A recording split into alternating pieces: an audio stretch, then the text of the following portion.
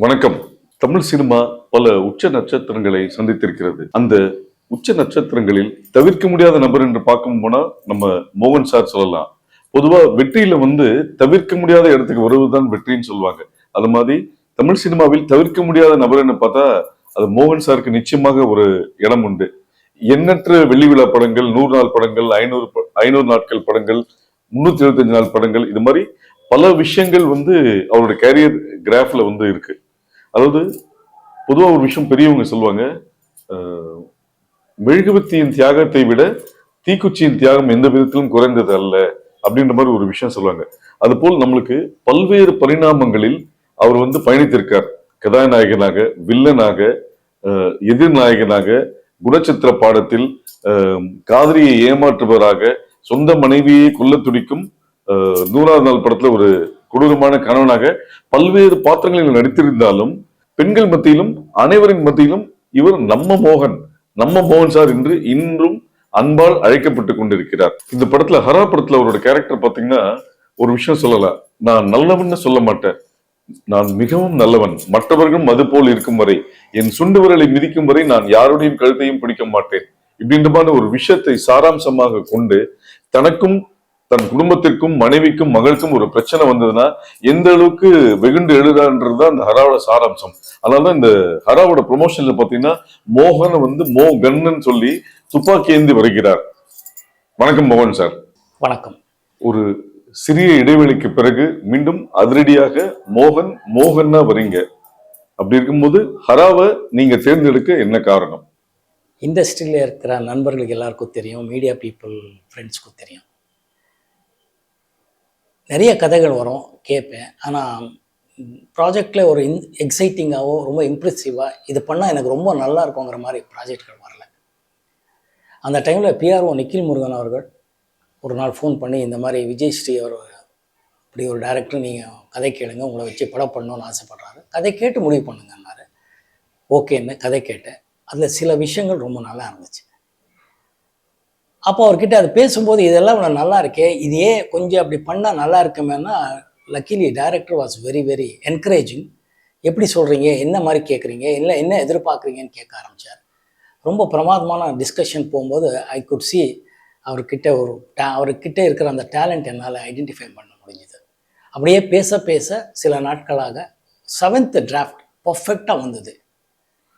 அதனால தான் அது பார்க்கும்போது கேட்கும்போது ரொம்ப நம்பிக்கையோட இந்த ப்ராஜெக்டில் நடித்தேன், நல்லாயிருக்கும், கூட்டணியாக எல்லாரும் ஜெயிக்க முடியும்னு ஒரு நம்பிக்கை வந்துச்சு. அதனால தான் சார், இப்போ பல சாதனைகள் புரிந்த சச்சின் டெண்டுல்கர் திரும்பி களம் இறங்கும் போதும், பல சாதனை புரிந்த மைக்கேல் ஜாக்சன் திருப்பி ஸ்டேஜ் இறங்கும்போது முதல் முறை அப்படின்ற ஒரு வயிற்றுல ஒரு சின்ன பட்டாம்பூச்சி பறந்ததா சொல்லியிருக்காங்க. அது மாதிரி ஹராவோட ஃபர்ஸ்ட் டே ஷூட்ல நீங்க என்ன ஃபீல் பண்ணீங்க? ஃபஸ்ட்டு இல்லை, பூசணிக்காய் உடைக்கும் போதும் அதே தான் பட்டம் பூச்சி தான் எனக்கு. ஹராங்கிற படம் என்னோட பார்வையில் முதல் படமாக தான் நான் நினைக்கிறேன். ஏன்னா ஒவ்வொரு படமும் ஒவ்வொரு நாள் ஷூட்டிங்லேயும் எனக்கு பட்டம் பூச்சி தான். ஏன்னா இயக்குனர் சொல்கிறது தான் நாங்கள் அவருக்கு சாட்டிஸ்ஃபையாக பண்ணணுங்கிறது ஒன்று இருக்குது.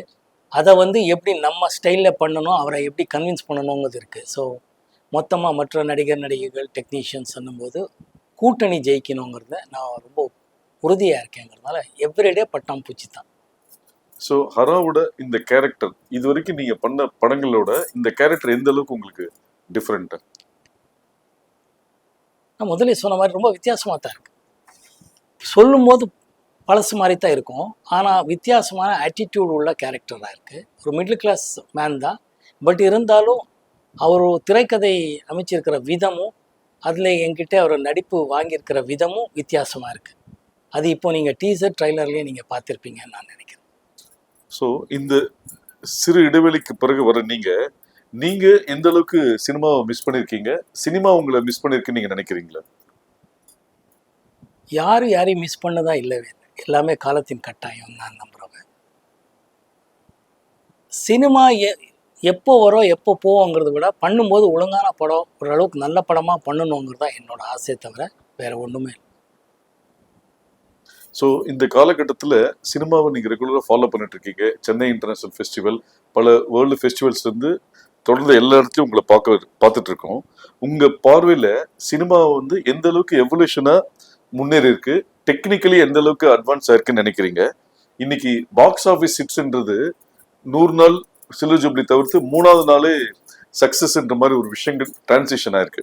இதை நீங்க எப்படி பாக்குறீங்க? இது எவல்யூஷன் தானே, நல்ல விஷயமா தான் இருக்கு. டிஜிட்டல் மீடியா வந்திருக்கு, சோஷியல் மீடியா வந்ததுக்கப்புறம் சினிமா செய்கிறதாகட்டும், திங்கிங் ஆகட்டும், ஆடியன்ஸ் டேஸ்ட் ஆகுது, எல்லாமே மாறி இருக்கு. டிஜிட்டல் வந்ததுக்கப்புறம், ஓடிடி பிளாட்ஃபார்ம் வந்ததுக்கப்புறம். ஸோ இந்த 3 நாளோ 2 நாளோ ப்ரொடியூசர் சக்ஸஸ்னா அது நம்ப வேண்டியது தானே. ஏன்னா பணம் போட்டவரும் நல்லா இருக்குது, நான் ஹாப்பியாக இருக்கேன்னா அது நம்ம ஒத்துக்க வேண்டியது. அந்தந்த ஃபார்மேட்டுக்கு அடாப்ட் ஆகணும். சரி, டிஜிட்டல் ஃபார்மேட்டுங்கிறது ரொம்ப நல்ல விஷயமா இருக்குது. அதை அந்த டிஜிட்டல் அப்டேட் பண்ணி அதை எப்படி நுணுக்கமாக யூஸ் பண்ணி நல்லா பண்ணுறவன் தான் உண்மையான ஒரு சிறப்பான இயக்குனர்னு நான் நம்புகிறேன். அதனால எனக்கு ரொம்ப பிடிச்ச விஷயமா இருக்கு. சார், உங்களோட கேரியர்ல பார்த்தீங்கன்னா ஒரு வாரத்துக்கு 2 படங்கள் ரிலீஸ் ஆயிருக்கு, 2 மாசத்துல 5 படம் ரிலீஸ் ஆயிருக்கு. உதாரணத்துக்கு அக்டோபர் 22 வந்து ஓ மானே மானே படமும், அக்டோபர் 23 வந்து ஓசைன்னு ஒரு படம் பேக் டு பேக் ரிலீஸ் ஆச்சு. அப்புறம் ஒரே நாள்ல 3 படம், உதயகீதம், பிள்ளை நிலா, தெய்வ பிறவி. இதை நீங்க எப்படி பாத்தீங்க? முதல்ல இறைவனுக்கு நன்றி சொல்லணும், என்னோட ரசிகர்களுக்கு நன்றி. இதுக்கு மேலே என்னோட தயாரிப்பாளரும் இயக்குனரும் அவங்கவுங்க படத்தை மேலே வச்சிருந்த நம்பிக்கை தான் இதை காட்டுது. படம் நல்லா இருந்தால் பார்ப்பாங்கங்கிற ஒரு விஷயம் எப்போவுமே உண்மையாக இருக்குங்கிறது நான் நம்புகிறேன். அவங்களுக்கு பிடிக்கிற மாதிரி இருக்கணும். நம்ம படம் நம்ம நல்லா இருக்குன்னு சொல்கிறது ஓகே, ஆனால் அவங்களுக்கு பிடிக்கிற மாதிரி இருந்தால் நல்லா இருக்கும்னு நான் நம்புகிறேன். ஸோ அந்த விதத்தில் ப்ரொடியூசர் டைரக்டர் ரொம்ப ரிஸ்க் எடுத்து ரிலீஸ் பண்ணியிருக்காங்க. நிறைய டைம் சக்ஸஸ் ஆயிருக்கு, ஒரு சில டைமில் ஃப்ளாப் ஆயிருக்கு. பட் இட்ஸ் ஓகே, இறைவனுக்கு நன்றி. சார், ஹரால வந்து அந்த ஒரு கான்செப்ட் என்ன சொல்லிருக்கீங்கன்னா, பள்ளிக்கூடங்களில் சட்டங்களை சொல்லித்தர வேண்டும்னு ஒரு மெசேஜ் வந்து ஸ்ட்ராங்கா கன்சீவ் ஆயிருக்கு. இது வந்து எந்த அளவுக்கு சாத்தியம்னு நினைக்கிறீங்க? இதுதான் ரொம்ப நல்ல விஷயம். அதான் சொன்னேன் நான். இப்போ களம் ஒரு அப்பா பொண்ணு கதையாக இருந்தாலும் டைரக்டர் சொல்லியிருக்கிற விதம் சொல்கிறத இது ஒரு முக்கியமான பாயிண்ட் தான்.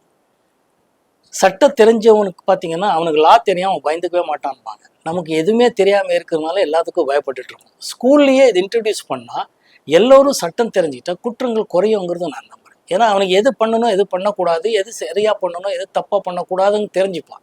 அதனால அது சட்டம் வந்து ஸ்கூல்லையே இன்ட்ரடியூஸ் பண்ணால் ரொம்ப நல்லதுங்கிறது இயக்குனர் சொல்லியிருக்கிறாரு. அதை நம்புகிறேன், நானும் அது கரெக்டாக ஒத்துக்கிறேன். So working experience with director Vijayasri, இந்த படத்தோட எதிர்பார்ப்பு ஃபர்ஸ்ட் டீசர்லே அதிகமாச்சு. அதில் உங்களுக்கு டைலாகே கிடையாது, விஷுவலாக தான் காமிச்சாங்க. இப்போ இந்த படம் முடிஞ்சிடுச்சு. ஸோ இந்த டிராவல் நீங்க எப்படி பாக்குறீங்க? ரொம்ப நல்லா தான் பார்க்குறேன். ஐ எம் ஸோ ப்ரவுட். நம்ம இந்த படம், இந்த களம் நான் தேர்ந்தெடுத்திருக்கேங்கிறது எனக்கு ரொம்ப பெருமையாக இருக்குது. இது எப்படியே டிஜிட்டல் விஷயங்கிறத கரெக்டாக அவர் யூஸ் பண்ணுறாருங்கிறதா. பாலு மகேந்திரா சார் எப்போவுமே சொல்வார், ஒரு டைமில் நாடகங்களுக்கும் சினிமாவுக்கு இருக்கிற வித்தியாசம் என்னென்னா, நாடகம் வெறும் டைலாக் ஓரியன்டாக இருந்து பகிர்ந்து அதுவும் பெரிய லெவலில் ஹிட் ஆயிருக்கு. அதுக்கப்புறம் ஃபிலிம்ஸ் வரும்போது விஷுவலி எப்படி சொல்கிறீங்க நீங்கிறதா ரொம்ப முக்கியம். எத்தனையோ விஷயங்கள் டைலாகோடவும் கன்வின்ஸ் பண்ணலாம், வித்தவுட் டைலாகும் கன்வின்ஸ் பண்ணலாங்கிறது நிறைய படங்கள் உதாரணத்துக்கு சொல்லலாம். அந்த மாதிரி இயக்குனர் விஜயஸ்ரீ அவர்கள் இந்த படத்தை எப்படி விஷுவலாக கொடுக்க முடியுங்கிறத கொடுத்துருக்கிறார். அதுதான் எனக்கு ரொம்ப பிடிச்ச விஷயமா இருக்கு. அவர்கிட்ட பலமே அதுதான். சார், இன்னைக்கு வந்து ஓடிடி பிளாட்ஃபார்ம்ஸ் வந்து சினிமாவுக்கும் ரசிகர்களுக்கும் ஒரு முக்கிய பங்கு வகிக்கு. இந்த ஓடிடி வந்து இன்னும் ஏர்லியரா வந்திருக்கலாம்னு நீங்க நினைக்கிறீங்களா, இல்ல தியேட்டர் எக்ஸ்பீரியன்ஸ் தான் பெஸ்ட்னு நினைக்கிறீங்க? எனிடே தியேட்டர் எக்ஸ்பீரியன்ஸ் தான் பெஸ்ட், அதில் டவுட் இல்லை. பட் ஓடிடிக்கு இப்போ ஆஃப்டர் கொரோனா வந்து எல்லாரும் அடாப்ட் ஆகிட்டு இருக்காங்கிறது கரெக்ட். ஒரே ஒரு விஷயம், ஃபிலிம் மேக்கர்ஸ் கிட்ட ஓடிடி பிளாட்ஃபார்முக்குன்னு படம் பண்ணுறதுல எனக்கு அவ்வளோ உடன்பாடு இல்லை. ஏன்னா அதுக்கு சரியாக இப்போ ஓடிடி பிளாட்ஃபார்ம்லேயே தியேட்டரில் ரிலீஸ் பண்ணுங்கள், அதுக்கப்புறம் தான் ஓடிடின்றாங்க. அதுதான் முக்கியமாக இருக்குது. படம் வந்து தியேட்டருக்காக எடுக்கணும், அது ஓடிடியில் ரிலீஸ் பண்ணலாம், அவ்வளோதான். Otherwise theatre experience is the best experience in the world. நான் எப்போவுமே அதுதான் சொல்லுவேன். இப்போ நீங்கள் 80s பாப்புலரான ஹீரோ, இப்போ இந்த 80s ஆர்டிஸ்ட்டை ஸ்க்ரீன் ஸ்பேஸ் ஷேர் பண்ணணும்னா நீங்கள் யார் கூட பண்ணணும்னு நினைக்கிறீங்க? என்னோட தயாரிப்பாளரும் இயக்குனரும் யார் சொன்னாலும் நான் ஷேர் பண்ணிக்கிறேன். ஏன்னா எல்லாரும் என்னோட சக நடிகர்கள். ஸோ தொடர்ந்து எந்த மாதிரி கேரக்டர்ஸ் இருந்தால் பண்ணலான்னு நீங்கள் நினைக்கிறீங்க, உங்கள் மைண்டில் இருக்கு? உங்களை அப்ரோச் பண்ணணும்னு நினைக்கிற டைரக்டர்ஸ்க்கு வந்து அது ஹெல்ப்ஃபுல்லாக இன்ஸ்பயர் பண்ணணும். என்ன இன்ஸ்பயர் பண்ணணும், இன்ஸ்பயர் பண்ணால் நான் ஒத்துக்கிறேன். இப்போ அப்பார்ட் ஃப்ரம் இண்டஸ்ட்ரி, ஆடியன்ஸோட மைண்ட் செட் இப்போ சேஞ்ச் ஆயிடுச்சு. சோஷியல் மீடியா வந்து ஒரு ஷார்ட் பீரியட்ல வந்து ஒரு இம்பாக்ட் இருக்குன்னு சொல்றாங்க. ஆனா அதே சில ப்ரொடியூசர்ஸ் என்ன சொல்றாங்க, நம்பர் ஆஃப் வியூஸோ நம்பர் ஆஃப் ஹிட்ஸோன்றது வந்து அது டிக்கெட்டா கன்வர்ஷன் ஆகல. சோஷியல் மீடியாவோட இம்பாக்ட் பெருசா இருக்கு, ஆனா அது வந்து டிக்கெட்டா கன்வர்ஷன் ஆகலன்றதும் ஒரு சாரார் சொல்றாங்க.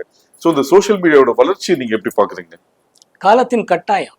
ஆ, எல்லாமே நம்ம அனுசரித்து அப்டேட் ஆகி தான் போகணும், அவ்வளோதான். ம். இது டிக்கெட்டாக கன்வெர்ட் ஆயிருக்கு இல்லையாங்கிறத பற்றி எனக்கு அவ்வளோ டீட்டெயிலாக தெரியாது.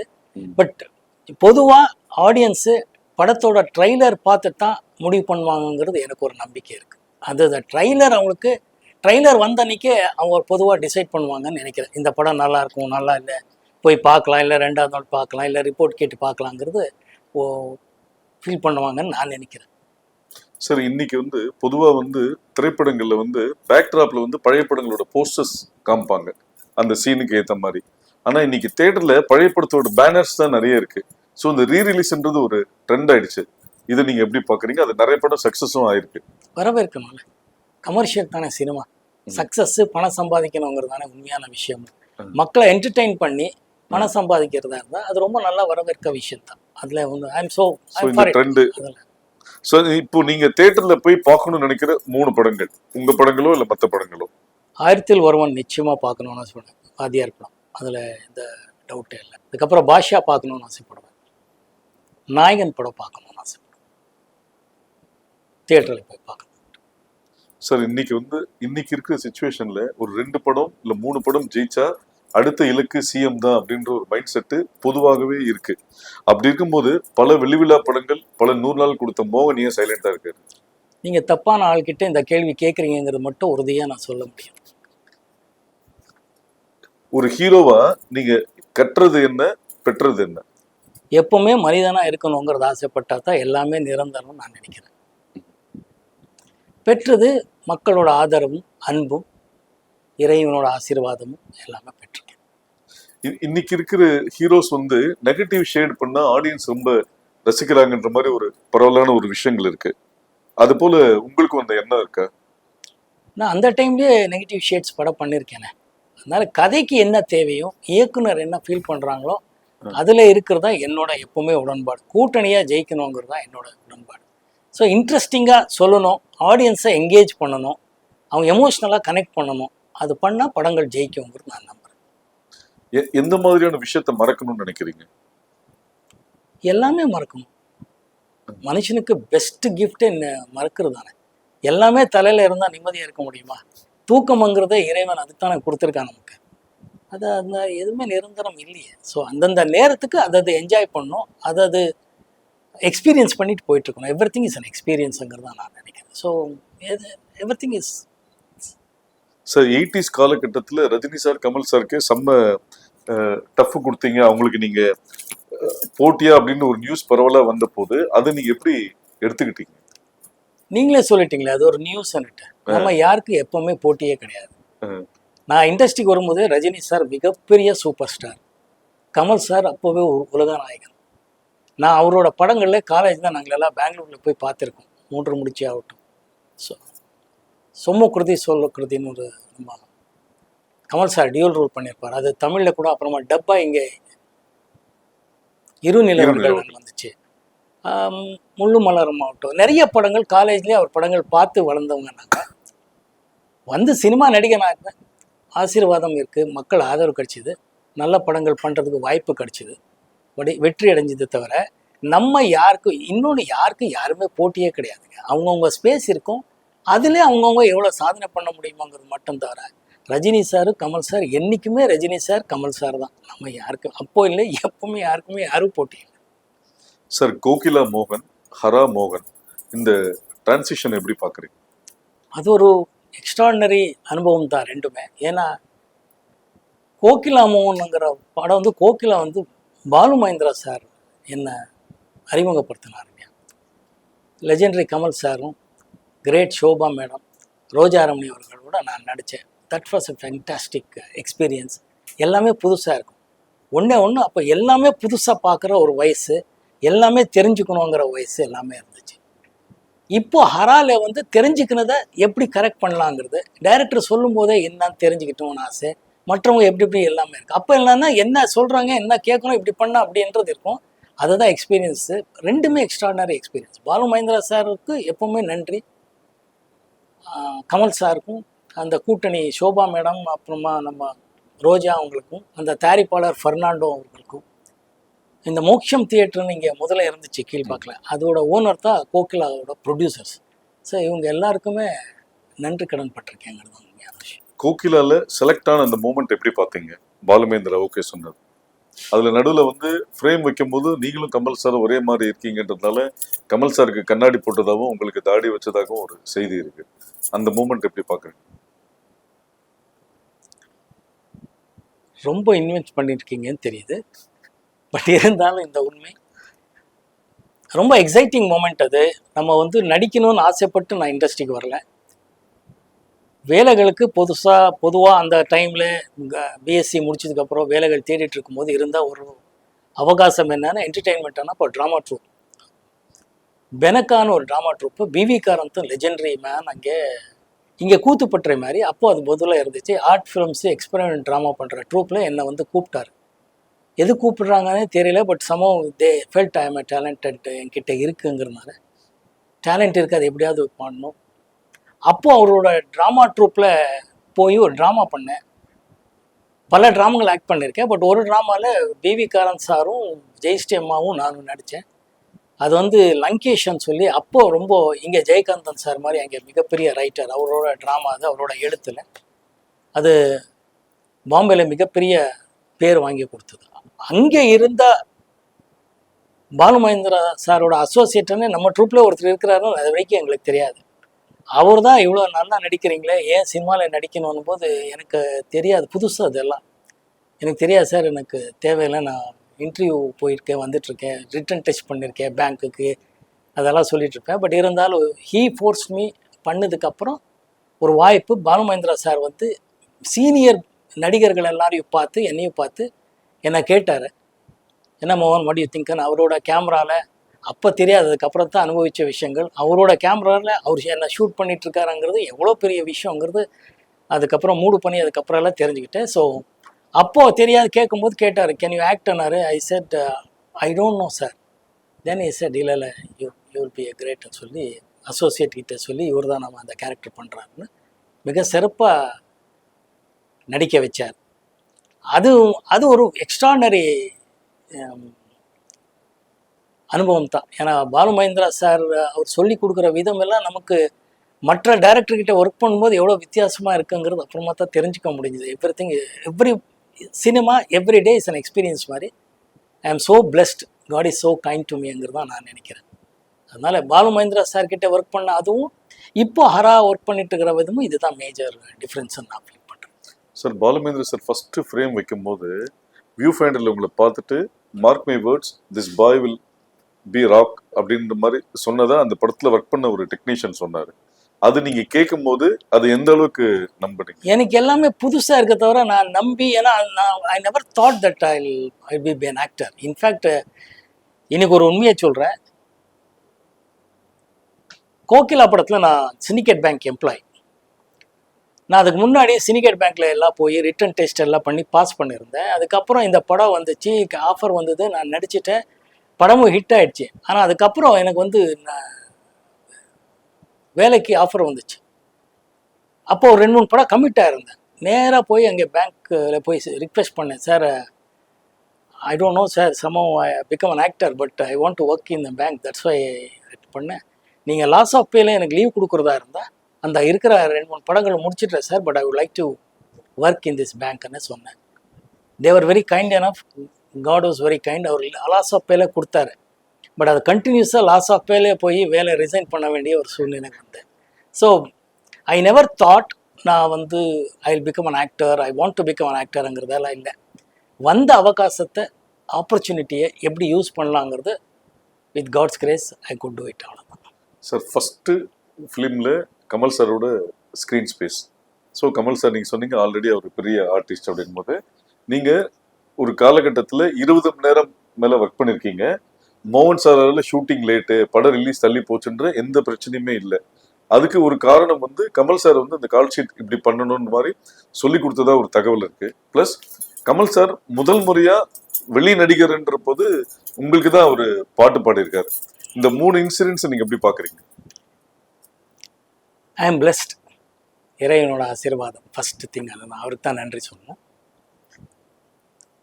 இது ஒரு நிகழ்ச்சி என்னன்னே தெரியல. ஏன்னா பாலுமகேந்திரா சார் கோகிலா படம் ஃபர்ஸ்ட் ஸ்கெட்யூல் கூப்பிட்டாங்க. 3-4 நாள் நடித்தேன். அதுக்கப்புறம் வந்து நான் என்னோட ட்ராமா ஃப்ரெண்ட்ஸ் ட்ரூப்பில் இருக்கும்போது அந்த ட்ராமா ஃப்ரெண்ட்ஸு கேங்கே ஒரு சினிமா எடுக்கிறாங்க.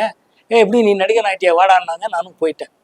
காராப்பூர் ஃபாரஸ்ட்டு மைசூர்லேருந்து உள்ளே ஒரு கொஞ்சம் டிஸ்டன்ஸில் இருக்கிற ஃபாரஸ்ட் ஏரியா ஷூட்டிங்கில் இருக்கேன். நமக்கு தெரியவே தெரியாது. இங்கே பார்த்தா பாலுமகேந்திரா சார் கோகிலாவுக்கு 2வது ஸ்கெட்யூல் பெங்களூர் வந்திருக்கிறாரு. லெஜெண்டரி கமல் சார், ஷோபா, ரோஜா ரமணி இவங்களெல்லாம் நடிச்சிட்ருக்காங்க. என்ன கேட்டிருக்காங்க. வீட்டுக்கு அப்போல்லாம் லேண்ட்லைன் ஃபோன் பண்ணி கேட்டிருக்காங்க. எங்கள் அப்பா வழக்கம் போல் அவன் இங்கேயும் ஏதோ ஷூட்டிங் போனானேன்னு இவங்க டென்ஷன் ஆகிட்டாங்க. எந்த ஷூட்டிங் போகிறா இப்போ இது நம்ம படம் போது அப்போவே கமல் சார் வந்து ரொம்ப பிஸியான ஆக்டர்.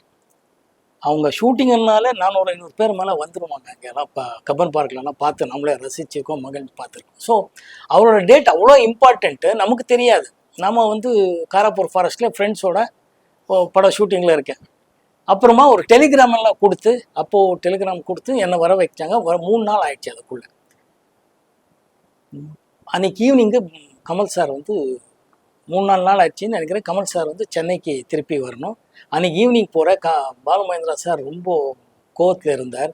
அசோசியேட் டைரக்டர் ஏன் இங்கே இப்படி பண்ணிட்டீங்க அப்படி இப்படின்னாரு. எனக்கு என்ன தெரியும், I don't know sir what is திஸ்ன்ற. இல்லையா எப்படியானா ரொம்ப கஷ்டமான விஷயம். அத்தனை பேர் இருக்கிறாங்க. என்னோட பொசிஷன்ஸ் எடுக்காமல் விட்டுருக்காங்க. பட் என்னோட காம்பினேஷன்ஸ் பிகாஸ் நான் இல்லை. ஏன்னா நான் ரொம்ப இல்லை சார். அந்த அந்த டேரக்டர் இன்னொரு டேரக்டர் பேர் சொல்லி அவர் கூப்பிட்டார் சார். நான் அங்கே போயிட்டேன் சார். ஆனால் எப்படிடா நீ போகலான்றார். இல்லை சார் எனக்கு தெரியாதுன்னு. அப்போ தான் கமல் சார் வந்து கூப்பிட்டு ஏன் நல்லா நடிக்க எல்லாம் கரெக்டு.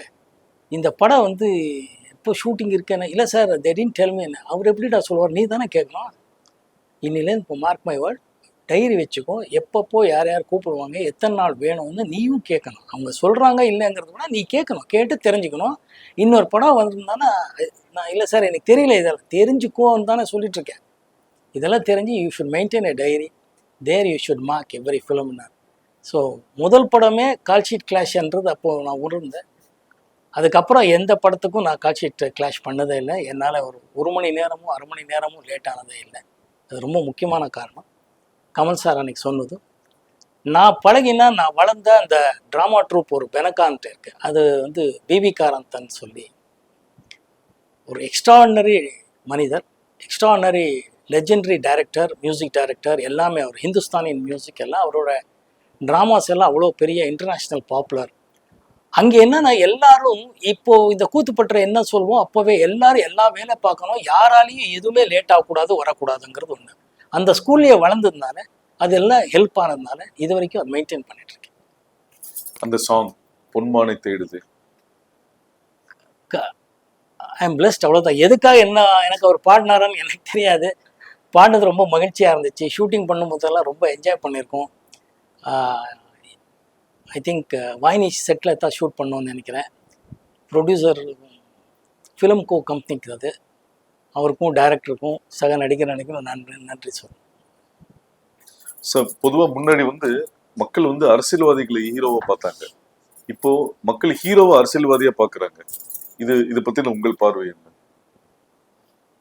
நான் எப்பவுமே எதுவுமே பார்த்ததில்லை. நடிக்கும் போது ஹீரோ, இல்லைன்னா சாதாரண ஒரு மனிதர், அவ்வளோதான் நான் பார்க்குறேன். என்ன நான் அப்படியே பார்க்குறேன். மற்றவங்களும் நான் பார்க்கும்போது அப்படி தான் பார்க்குறேன். கௌரவம் இருக்குது. பட் யாரும் எல்லாம் காலத்தின் கட்டாயம். எல்லாமே நம்ம வந்து சொல்கிறதுக்கு ஒன்றும் இல்லை. எனக்கு அந்த மாதிரி எந்த விதமான ஆசையும் இல்லை, அந்த திறமையும் இல்லை. சார் 80ஸ்ல பரபரப்பாக இருக்கும் போது எந்த ஹீரோயினோட அதிக கிசுகிசு வந்தது? எந்த ஹீரோயினோடு வரல. எந்த ஹீரோயினோட வரல சார். மௌன ராகத்துல ஒரு இன்ட்ரெஸ்டிங்கான ஒரு விஷயம் அப்ப எல்லாரும் பேசப்பட்டது வந்து அந்த ட்ரெயின் சீக்வன்ஸ், தாஜ்மஹாலோட பின்னாடி எடுத்த ஒரு சாங். இதை பத்தி இருக்கும்போது அதை நீங்க ரீவைண்ட் பண்ணி பார்க்கும்போது அதோட மெமரிஸ் எப்படி பாக்குறீங்க? நான் முதல்ல சொன்ன மாதிரி இயக்குனரோட அந்த விஷுவல் சென்ஸ் தான். நீங்கள் சொல்கிற ட்ரெயின் சீக்வன்ஸ் 3-4 இடத்துல எடுத்திருக்கிறாரு. பெங்களூரில் எடுத்திருக்கிறார், டெல்லியில் எடுத்திருக்கிறார், சென்னையில் எடுத்திருக்கிறார். பட் யாருக்குமே தெரியல. அந்த கிளைமேக்ஸ் எல்லாம் அவ்வளோ நல்ல விஷுவலாக கட் பண்ணி ஷூட் பண்ணியிருக்காரு மணிரத்னம் அவர்.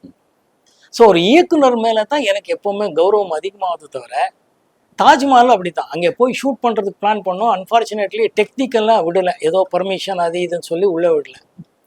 பட் நோயிங் மணி என்ன பண்ணாரோன்னா பண்ணி ஆகணும், வந்திருக்கோம். அதனால பேக் ஸ்டாப் போனால் அங்கே யாரும் போலீஸ்காரங்களோ யாருமே எதுவுமே பர்மிஷனே தேவையில்லைன்னு சொல்லி அங்கே அந்த விஷுவல் இம்பேக்ட் கொடுத்து ஒரு மூட் கிரியேட் பண்ணார்.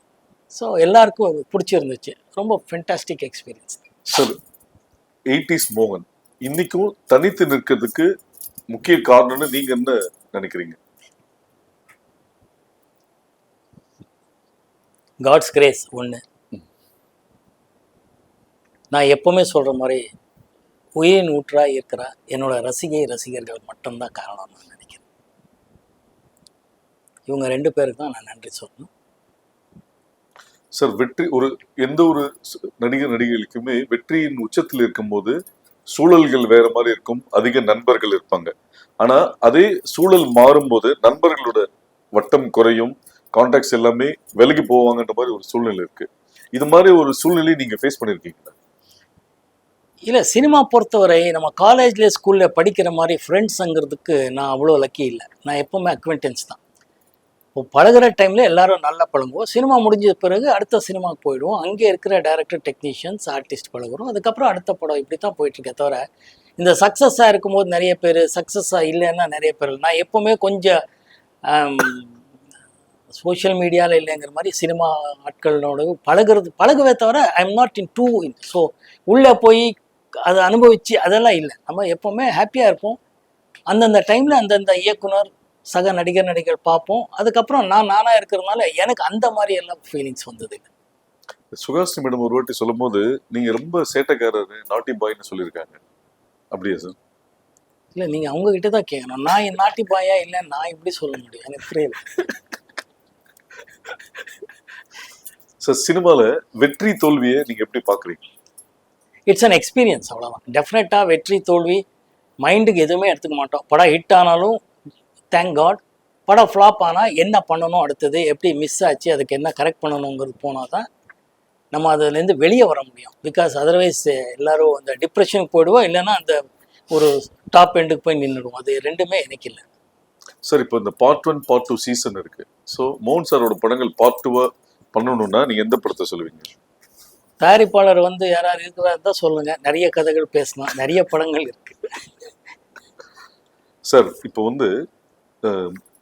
ஆரம்ப கட்டத்தில் கோகிலா, மூடு பண்ணி இது மாதிரில ஒரு சின்ன சின்ன விஷயங்கள், விதியில நெகட்டிவ் ஆன விஷயங்கள், எல்லா டைப் கேரக்டர்ஸும் இதுதான் பண்ணுவேன்னு இல்லாம பல்வேறு விஷயங்கள் பண்ணியிருக்கும் போது எதிர்நாயகனாகவும் 100வது நாள்ல பண்ணியிருக்கீங்க. இப்போ கோட்ல நீங்க எதிர்நாயகனாக நடிப்பதாக கூறப்படுகிறது, ஊடகங்கள் சொல்லப்படுகிறது. இந்த படத்தை செலக்ட் பண்றதுக்கு என்ன ரீசன்? இந்த படம் முடிஞ்சது ஏஜிஎஸ் பர்மிஷனோட, வெங்கட் பிரபு அவர்களோட பர்மிஷனோட இந்த படத்தை பற்றி டீட்டெயிலாக உங்களோடவே நான் பேச தயாராக இருக்கேன். இப்போ அந்த படத்தை பற்றி பேசக்கூடாது, அதனால பேச விரும்பல. ஓகே சார், அதாவது 80ஸ்ல மிகப்பெரிய ஹீரோ மோகன், 2024ல விஜய் சார் பெரிய ஹீரோ. இந்த காம்பினேஷன் எப்படி பார்க்குறீங்க? மக்களால் தேர்ந்தெடுத்த மிகப்பெரிய நடிகர், ஹீரோவாக விஜய் சார் இருக்கிறார். தளபதி விஜய் சொல்லக்கூடியவர். அவரோட நடிக்கிறதுக்கு ஒரு வாய்ப்பு வந்திருக்கு. Thanks to Venkat Prabhu, AGS. அவர் ரொம்ப அவர்கிட்டேருந்து கற்றுக்க வேண்டியது இருக்குது. ஏன்னா is a very very very deep person, very silent man. அந்த அளவுக்கு சைலண்ட்டாக இருக்கிறது கற்றுக்கணும்னு நானே ஆசைப்படுறேன். இது அவர்கிட்டயே நான் சொல்லியிருக்கேன். இதுதான் அவர்கிட்ட நான் ரொம்ப சிறப்பாக இருக்கிற ஒரு அம்சமாக நான் நினைக்கிறேன். எதுவாக இருந்தாலும் அவர் அவ்வளோ டீப்பாக சைலண்ட்டாக உட்காந்து எல்லாமே அப்சர்வ் பண்ணிட்டு இருப்பார் தவிர, அது எனக்கு ரொம்ப பிடிச்ச விஷயமா இருக்குது. ஸோ அது அவர்கிட்ட இருந்து கற்றுக்கணும்னு ஆசைப்படுறேன். ஒரு நடிகனா எதை ரொம்ப மிஸ் பண்ணுறதா நினைக்கிறீங்க? என்ன மிஸ் பண்ணுற மாதிரி எனக்கு தெரியல. நடிப்பும் ஒரு தொழில் ரீதியாக வரும். நடிச்சுட்டு வீட்டுக்கு போகிறோம், கார் ஏறினதும் ஃபேமிலி மேன் இல்லை ஃப்ரெண்டாக ஒரு எல்லாத்தையும் பேசுவோம் தவிர பெருசாக ஃபீலிங்குங்கிறது நல்ல படம் கொடுக்கும்போதோ தோல்வி படம் கொடுக்கும்போது அந்த டைமில் தான் ஒரு எக்ஸ்பீரியன்ஸாக வரும். அதுக்கு தேங்க் காட் சொல்லி அதுக்கு அடுத்த கட்டத்துக்கு போகிறது தான் நமக்கு கரெக்டாக இருக்கும். சார், நடிகனா சில இடத்துல நம்ம தவறி இருக்கலாம், ஆனால் மனுஷனா நான் ஜெயிச்சிட்டேன்னு சொல்கிறதா இருந்தால் நீங்கள் எதை சொல்லுவீங்க? மனுஷனா ஜெயிச்சிட்டு முயற்சி பண்ணிட்டு இருக்கேன், மனுஷனா வாழணும்னு ஆசைப்பட்டுட்டு இருக்கேன். அவ்வளவுதான் நான் சொல்ல முடியும், தவிர ஜெயிச்சிட்டேங்கிறது இல்லை. மனுஷனா வாழணும்னு ஆசைப்படுறேன், அதுதான் உண்மையான விஷயம். சார், இந்த காலகட்டத்துல படம் நல்லா இருக்கா இல்லையான்றதை விட எந்த ஹீரோ ஆக்ட் பண்ணியிருக்காங்கன்ற பாக்குறதா ஒரு விஷயங்கள், ஸ்டார் வேல்யூன்றது ஒரு விஷயங்கள் இப்ப ரொம்ப ஜாஸ்தி ஆகிட்டு இருக்கு. ஸோ அது ஒரு ஸ்டாரா நீங்க இதை எப்படி பாக்குறீங்க? இல்லை, இது ஒரு உண்மை, எல்லாருக்கும் தெரிஞ்ச விஷயத்த நான் சொல்ல விரும்புகிறேன். தியாகராஜ பாகவதர் காலத்துல இருந்து இன்னைக்கு வரைக்கும் இருக்கிற ஒரு உண்மை என்னன்னா, படம் தான் எப்பவுமே நிர்ணயிக்கப்படுது. ஒவ்வொரு வெள்ளிக்கிழமை படம் ஹிட் ஆனால் அந்த படத்தோட தயாரிப்பாளர், இயக்குனர், நடிகருக்கு ஒரு ஸ்டார் வேல்யூ. படம் ஃப்ளாப் ஆனால் அவங்க சரிவு இருக்கும். ஸோ படம் எப்போவுமே டிசைட் ஃபேக்டருங்கன்னு நான் நினைக்கிறேன். ஒரு படம் நல்ல படமாக எடுக்கிறதுக்கு முயற்சி பண்ணணுங்கிறது மட்டும் தவிர, ஸ்டார் வேல்யூ படம் ஓடினா ஸ்டார் வேல்யூ, படம் ஓடலைன்னா ஸ்டார் வேல்யூ இல்லை. அதனால படம் எப்படி, கதை எப்படி, இயக்குனர் எப்படிங்கிறது பார்த்து உள்ளே பூந்தால் நம்ம ஜெயிக்கிறதுக்கு வாய்ப்புகள் அதிகம்னு நான் நினைக்கிறேன். ஏன்னா every Friday it fluctuate. So flop success பற்றி எனக்கு மார்க்கெட் வந்துச்சு, மார்க்கெட் இல்லைங்கிறது அப்போவும் அந்த எண்ணங்கள் பெருசாக இல்லை, இப்பவும் இல்லை. நல்ல கதை நல்லா இருந்தால் அந்த படம் ஹிட் ஆனால் நமக்கு ஒரு வேல்யூ, அந்த படம் ஹிட் ஆகலைன்னா எங்களுக்கு வேல்யூ இல்லை. இது எல்லா டைரக்டர்களுக்கும், எல்லா டிஸ்ட்ரிபியூட்டருக்கும், எல்லா எக்ஸிபியூட்டர்ஸ்க்கும், எல்லா ப்ரொடியூசர்ஸ்க்கும் தெரிஞ்ச ஒரு உண்மை தான். நடிகர்களுக்கும், நடிகைகளுக்கும், டெக்னீஷியன்ஸ் எல்லாருக்கும் தெரியும்.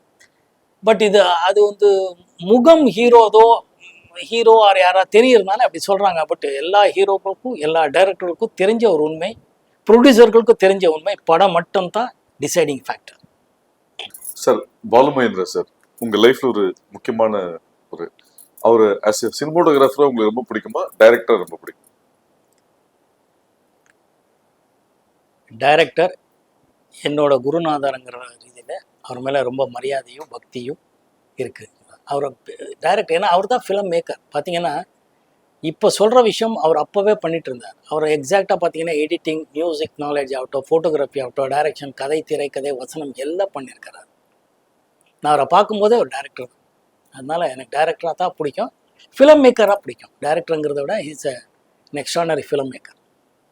சார், செகண்ட் படத்துலேயே நேஷனல் அவார்ட், தொடர்ந்து ஃபிலிம்ஃபேர் அவார்ட், வெற்றி நாயகன், அந்த விருதுகள் குவியும் போது உங்க மனநிலை எப்படி இருந்தது? நான் உங்களுக்கு போர் அடிக்கும், பட் அதான் உண்மை. தேங்க் காட் தான் சொல்லணும், வேற என்ன சொல்ல முடியும்? அடுத்த கட்டத்துக்கு போனோம், தேங்க் காட் தவிர வேற எதுவுமே நினைக்கல. நல்ல கூட்டணியில் என்ன சேர்த்து வச்சுட்டு இருந்தாருங்கிறது தான் இறைவனுக்கு நன்றி சொல்ல. சார், இப்போ மோகன் சாரை இந்த லவ் பண்றவங்க, லவ் பண்ணலான்னு இருக்கிறவங்க, லவ்ல ஃபெயிலியர் ஆனவங்க, இவங்க எல்லாம் மோகன் சார் ஒரு டிக்ஷனரியா பாக்குறாங்க. ஏன்னா லவ் பண்றதுக்கும் பாட்டு கொடுத்துருக்கீங்க, லவ் பிரேக்கப்புக்கும் பாட்டு கொடுத்துருக்கீங்க. ஸோ நீங்க ஒரு பல பெண்களின் நாயகன் அப்படின்ற மாதிரியும் சொல்றாங்க. ஒரு அந்த பீரியட்ல ஜெமினி கணேசன் சார் காதல் மன்னன் அப்படின்ற போது உங்களுக்கு அதையும் மீறி காதல் சக்கரவர்த்தி அப்படின்றலாம் கூட நிறைய இருக்கு. நிறைய பெண்கள் மட்டும் இல்லாம பெண்களின் அம்மாக்களுமே உங்களுக்கு நிறைய பேர் பிடிக்கிற மாதிரியான ஆட்களா இருந்திருக்கீங்க. இது நீங்க எப்படி பாக்குறீங்க? நீங்க எங்கே வரீங்கன்னு தெரியுது. இது நான் எப்பவுமே இயக்குனர் தான் பார்க்குறேன். ஏன்னா இயக்குனர் என்ன சொல்றாரோ அதை செய்யறது தான் நான். அதனால இயக்குனர் நல்லா என்னை என்னோட டேலண்ட்டை எப்படி யூஸ் பண்ணணும்னு தெரிஞ்சு கரெக்டாக ஒரு ப்ரொஜெக்ட் பண்ணாங்கங்கிறதும், அந்த காலத்துக்கு வேண்டிய கதை, திரைக்கதை புதுசாக பண்ணுறாங்க அந்த பசியில் இருக்கிற இயக்குனர்கள் பண்ணுறத நான் நடிச்சதுனால அந்த இமேஜ் வந்ததுக்கு ஒரு காரணமாக இருக்கு. சார், ப்ரொடியூசரோட ஃபேவரட் ஹீரோவும் இருக்கீங்க, நியூ டைரக்டர்ஸோட ஃபேவரட் ஹீரோவும் பயணப்பட்டிருக்கீங்க. இது எப்படி பார்க்குறீங்க? பொதுவாக பயணங்கள் முடிவதில்லைக்கு அப்புறம் நான் புதுசாக பசி இருக்கிற ஒரு இயக்குனர்களாக தேர்ந்ததில் இருப்பேன். எப்பவுமே அந்த தேடுதல் தான் எனக்கு.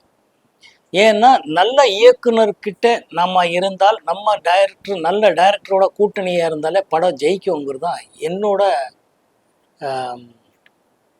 கீதை. ஏன்னா அவர் பசி இருக்கும்போது எக்ஸ்ட்ரா நிறையா புதுசாக பண்ணுவாங்க, அந்தந்த காலத்தின் கட்டாயம். ஸோ பயணங்கள் முடிதலை ரொம்ப பெரிய ஹிட் ஆனதும் மார்க்கெட் எனக்காக உருவாகுச்சுன்னும் போது என் படம், என் மேட்டர், நான் நடிக்கிறேன்னா நல்ல வரவேற்பு எல்லா டிஸ்ட்ரிபியூட்டர், மீடியேட்டர்ஸ்லேருந்து இருக்குன்னும் போது புதுசாக வரக்கூடிய நல்ல நல்ல டேலண்ட்டை டேப் பண்ணுறி அவங்கள ஒரு 10 பேர் பார்ப்பேன்னா அதில் 1-2 பேர் இவங்க நல்லா பண்ணுறாங்கன்னு என் மனசுக்கு தோணும் போது அவங்களோட ட்ராவல் பண்ணும்போது நிறைய படங்கள் ஜெயிச்சிருக்கு. ஸோ அந்த மாதிரி விஷயங்களில் அவங்களெல்லாம் அறிமுகமாகிறதுக்கு நானும் ஒரு காரணமாக இருக்கேங்கிறது ரொம்ப பெருமையாக இருக்குது. ஸோ பெரிய பட்ஜெட் இல்லாம ஒரு நார்மல் பட்ஜெட்ல மேக்ஸிமம் சக்சஸ் கொடுத்துருக்கீங்க. பெரிய பட்ஜெட் படங்கள் ஏன் பண்ணல? நான் சொன்ன மாதிரி கதை தான் எனக்கு முக்கியம். கதையும் திரைக்கதையும் அதை வந்து எப்படி டைரக்டர் சொல்வார், இதுதான் நான் நம்பி போகிறேன். அது கனெக்ட் ஆனாலே ஆடியன்ஸோட கனெக்ட் ஆனால் படங்கள் ஓடும். பட்ஜெட் முக்கியம்தான், பட் படம் ஹிட் ஆகிறதுக்கு அது முக்கியமாங்கிறது எனக்கு இது வரைக்கும் தெரியல. ஹிட் ஆகிறதுக்கு ஆடியன்ஸுக்கு கனெக்ட் பண்ணணும். ஆக்ஷன் படமாக இருக்கட்டும், லவ் சப்ஜெக்ட் ஆகட்டும், த்ரில்லர் ஆகட்டும், எங்கேயும் ஆடியன்ஸ் கனெக்ட் ஆகி அவரை என்கேஜ் பண்ணணுங்கிறது டைரக்டர் கையில் தான் இருக்குது. அஃப்கோர்ஸ் ஏன் டைரக்டர் கையில் இருக்குன்னு நான் அடிக்கடிக்கு சொல்கிறேன்னா, அவர் தான் கேப்டன் ஆஃப் த ஷிப்னு சொல்லுவாங்க. நீங்கள் எல்லாம் கேள்விப்பட்டிருப்பீங்க. இந்த 25 கிராஃப்ட்டு டெக்னீஷியன்ஸ் ஆர்டிஸ்ட் எல்லாருமே அவரோட பின்னாடி நிற்போம். ஷிப்பே ப்ரொடியூசர்னு சொல்லுவேன். ப்ரொடியூசரு டைரக்டர் கரெக்டாக அமையும் போது அவங்க நல்ல நல்ல டெக்னீஷியன்ஸ் நல்ல நல்ல ஆர்டிஸ்ட் போட்டு ஒரு நல்ல கதைக்கு எப்படியெல்லாம் எடுத்தால் நல்லா வரோங்கிறதுல நான் அப்படி பண்ணால் நல்லா வரோங்கிறதுல எனக்கு நம்பிக்கை இருக்குது. ஸோ பட்ஜெட்டை விட இவர் இந்த மாதிரி கூட்டணி பண்ணி யார் ஜெயிக்கிறாங்கங்கிறது தேடுதல் எனக்கு வேற ஒன்று. ஸோ பொதுவாக சினிமாவில் உள்ளவங்களுக்கு வந்து வயசாகாதுன்னு சொல்லுவாங்க. நாம பண்ண படத்தை திருப்பி பார்க்கும்போது திருப்பி அந்த ஃபீலிங்கோட பார்க்குற அனுபவத்தை எப்படி பார்க்குறீங்க? ஏங்க, நான் என் கண்ணாடியை பார்த்தா எனக்கு எவ்வளோ வயசாக இருக்குன்னு எனக்கே தெரியுதுங்க. என்னன்னா கதையின் ஒரு நாயகன் தான். கதையில் எப்படி வருதோ நான் அப்போவும் நான் வந்து காலேஜ் பையனா நடிச்சிருக்கேன். அப்போது டாக்டரு, ஃபேமிலி மேனு, 2 ஒய்ஃப்க்கு புருஷனாகவும் ஒரே ஒரு ஒய்ஃப் வேணும்னு போட்டு ஒரு கொலைகாரனாகவும் ஒரு டிச் பண்ணி பண்ணும்போது கதைக்கு எப்படி வேணுமோ அந்தந்த வயசுக்கு பண்ணுறேன். அதனால தான் இப்போது ஹராங்கிறது பார்த்தீங்கன்னா நான் ஒரு ஃபேமிலி மேனாக ஒரு +2 கிட்டுக்கு அப்பாவாக நடிக்கிறேங்கிறது அந்தந்த வயசுக்கு ஏற்ற கேரக்டர்களை அப்படியே டைரக்டரோட மூவ் ஆகிட்டு கரெக்ட் ஆகும்னு நான் நம்புகிறேன். பட் எனக்கு வயசாகிட்டு இருக்குன்னு எனக்கும் தெரியுது. இந்த சில்வர் ஜூப்ளி ஸ்டார்ன்ற அந்தஸ்து எப்படி மெயின்டைன் பண்ணுறீங்க? அது மீடியா கொடுத்துருக்கிற அந்தஸ்து. அதனால நான் ஓகேன்னு சொல்லிட்டு போயிட்டு இருப்பேன். அதான் மீடியா தான் எனக்கு அதெல்லாம் சொல்லியிருக்கு. மீடியாவுக்கு நன்றி சொல்லணும், மக்களுக்கு நன்றி சொல்லணும்.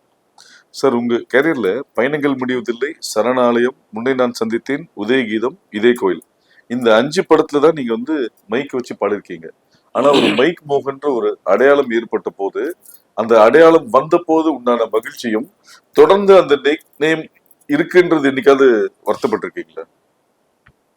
இல்லை, அது என்னன்னா அதுக்கு வந்த அந்த ஒரு பேர் வர்றதுக்கு காரணம் என்னோட படங்களில் பாடல்கள் இருந்துச்சுங்கிறது தான். நல்ல பாடல்கள் அந்தந்த காலத்தின் கட்டாயம் மாதிரி டைரக்டர்கள், மியூசிக் டைரக்டர்கள் எல்லாம் சேர்ந்து கொடுத்துருக்கிறாருங்கிறது தான். அற்புதமாக அந்த பயணங்கள் முடிவதில்லைங்கிற படம் வந்து சிங்கராக நடிக்கும்போது பாலசுப்ரமணியம் எஸ்பிபி சார் அவர்கள் நான் பாடினதா மோகன் பாடினதா இது என்ற அளவுக்கு கேட்டது. அதுதான் என்னோட மிகப்பெரிய அவார்டாக நான் நினைக்கிறேன். அந்த கேள்வி கேட்கும்போது மக்களும் அது ஆமாம் அப்படின்னு இருந்துச்சு. அது பாடகனாகவும் ஒரு கேன்சர் பேஷண்ட்டாகவும் ஒரு லவர் பாயாகவும் ஒரு ட்ராஜடியாக முடிக்கிற அந்த கதையில் எனக்கு ஒரு இமேஜ் வந்துச்சு. பட் என்னன்னா இந்த ஒரு இமேஜ் பொதுவாக என்னோட படங்களில் பாடல்கள் வெற்றி அடைஞ்சிருக்குங்கிறது உண்மையான விஷயம். அந்த பாடல்கள் வந்து ஜனங்கள் மத்தியில் நிற்கிறதுக்கு காரணம் அந்த கதையும் கதை அம்சம் தான் நான் நினைக்கிறேன். அதனால மைக் மோகனுங்கிறது அவங்க தான் அகெயின் மீடியா கொடுத்துருக்கிறது. அது ஓகே, அது சந்தோஷம், அவ்வளோதான். அதில் என்ன இருக்கு? இந்த 80s ரீயூனியனை இன்னைக்கும் மெயின்டைன் பண்றீங்க, அதோட அதுக்கு காரணம் நம்ம சக நடிகைகள் தான். சுஹாசினி, லிசி, இவங்க தான் அதை கொஞ்சம் கரெக்டாக பிளான் பண்ணி ஒரு வருஷத்துக்கு முன்னாடியே பிளான் பண்ணி இத்தனாம் தேதின்னு சொல்லி எல்லாருக்கும் கொஞ்சம் ஃப்ரீயாக இருக்கீங்களான்னு கேட்டு ஃப்ரீயாக இருங்கன்னு சொல்லி பண்ணுறாங்க. அதுக்காக அவங்க மெனக்கட்டுறாங்க. அதுக்கு ரொம்ப ஹாப்பி, அவங்களுக்கு நன்றி சொல்லணும். பிரபு சாருக்கு உங்களுக்கு உண்டான நட்பு? பிரபு சார் சிவாஜி சார் சன்னுங்கிறது அவருக்கு ஃபஸ்ட்டு அவர் மேலே இருந்த ஒரு பெரிய மரியாதை. எங்களுக்கு இண்டஸ்ட்ரியில் வரும்போது சிவாஜி சாரோட நடிக்கிறதுக்கு வாய்ப்பு வந்தது. அதுக்கப்புறம் அவர் சன் அவரோட வர்றாங்கன்னு சொல்லி சிவி ராஜேந்திரன் இயக்கத்தை தான் ஃபஸ்ட் அவர் லாட்ரி டிக்கெட்டுங்கிற படத்தில் தான் அவரோட முதலாக நான் பார்த்தது, நடித்தது. மிகப்பெரிய விஷயம். அவ்வளோ பெரிய நடிகரோட சன்னாக இருந்தாலும் எந்த விதமான ஒரு சிவாஜி சார் பையன் நான் யார் தெரியுமான்னு அவர் என்றைக்குமே சொன்னதே கிடையாது. அந்த மாதிரி பிஹேவ் பண்ணது கிடையாது. ரொம்ப சகஜமாக பழகுவார். அவ்வளோ சாப்பாடு பற்றியும் அது முதல்ல எல்லாரும் சொல்லியிருக்கிற விஷயந்தான். சார் சிவாஜி சார் வீட்டிலேருந்து சாப்பாடு வர எல்லாருக்கும் பரிமாறுறது எல்லாமே பண்ணுவார். நான் வெஜிடேரியனுங்கிறதுனால அப்போவே எனக்குன்னு சொல்லி பாதாம் கீர் வர வைக்கிறதாகட்டும், வெஜிடேரியன் சாப்பாடு எனக்காகவே வர வைப்பிச்சு கொடுப்பார். ரொம்ப மகிழ்ச்சி. ரொம்ப நல்ல மனிதர். சிவகுமார் சார் பத்தி? சிவகுமார் ஐயா பற்றி நான் என்ன சொல்கிறது, கிரேட் சோல். அன்னிலேருந்து இன்னைக்கு வரைக்கும் அப்படியே இருக்கிறார், அப்படியே பழகிட்டு இருக்கிறார். அவர்கிட்டே நிறைய கற்றுக்க வேண்டியது இருக்குது. இன் எக்ஸ்ட்ராடனரி பெயிண்டர். அவர் பெயிண்டிங் எல்லாம் பார்த்தீங்கன்னா, அஃப்கோர்ஸ் நடிகராகி அவர் சாதனை பண்ணிட்டாரு, பெரிய விஷயம். ஆனால் இல்லைன்னா நடிகராகவும் இல்லாமல் ஈவன் பெயிண்டராக இருந்தாலும் இந்த அளவுக்கு அவர் பேரு புகழ் சம்பாதிச்சிருப்பாருங்கிற அளவுக்கு எக்ஸ்ட்ராடனரி பெயிண்டர். அன்னிலேருந்து இன்னைக்கு வரைக்கும் சகஜமாக பழகிட்டு இருக்கிற சில மனிதர்களில் அவர் ஒருத்தர் தான். ஒரு சில பேர் தான் இருக்கிறாங்க அந்த மாதிரி. அவர் இன்றைக்கும் பார்த்தீங்கன்னா அவ்வளோ டிசிப்ளின் லைஃபு.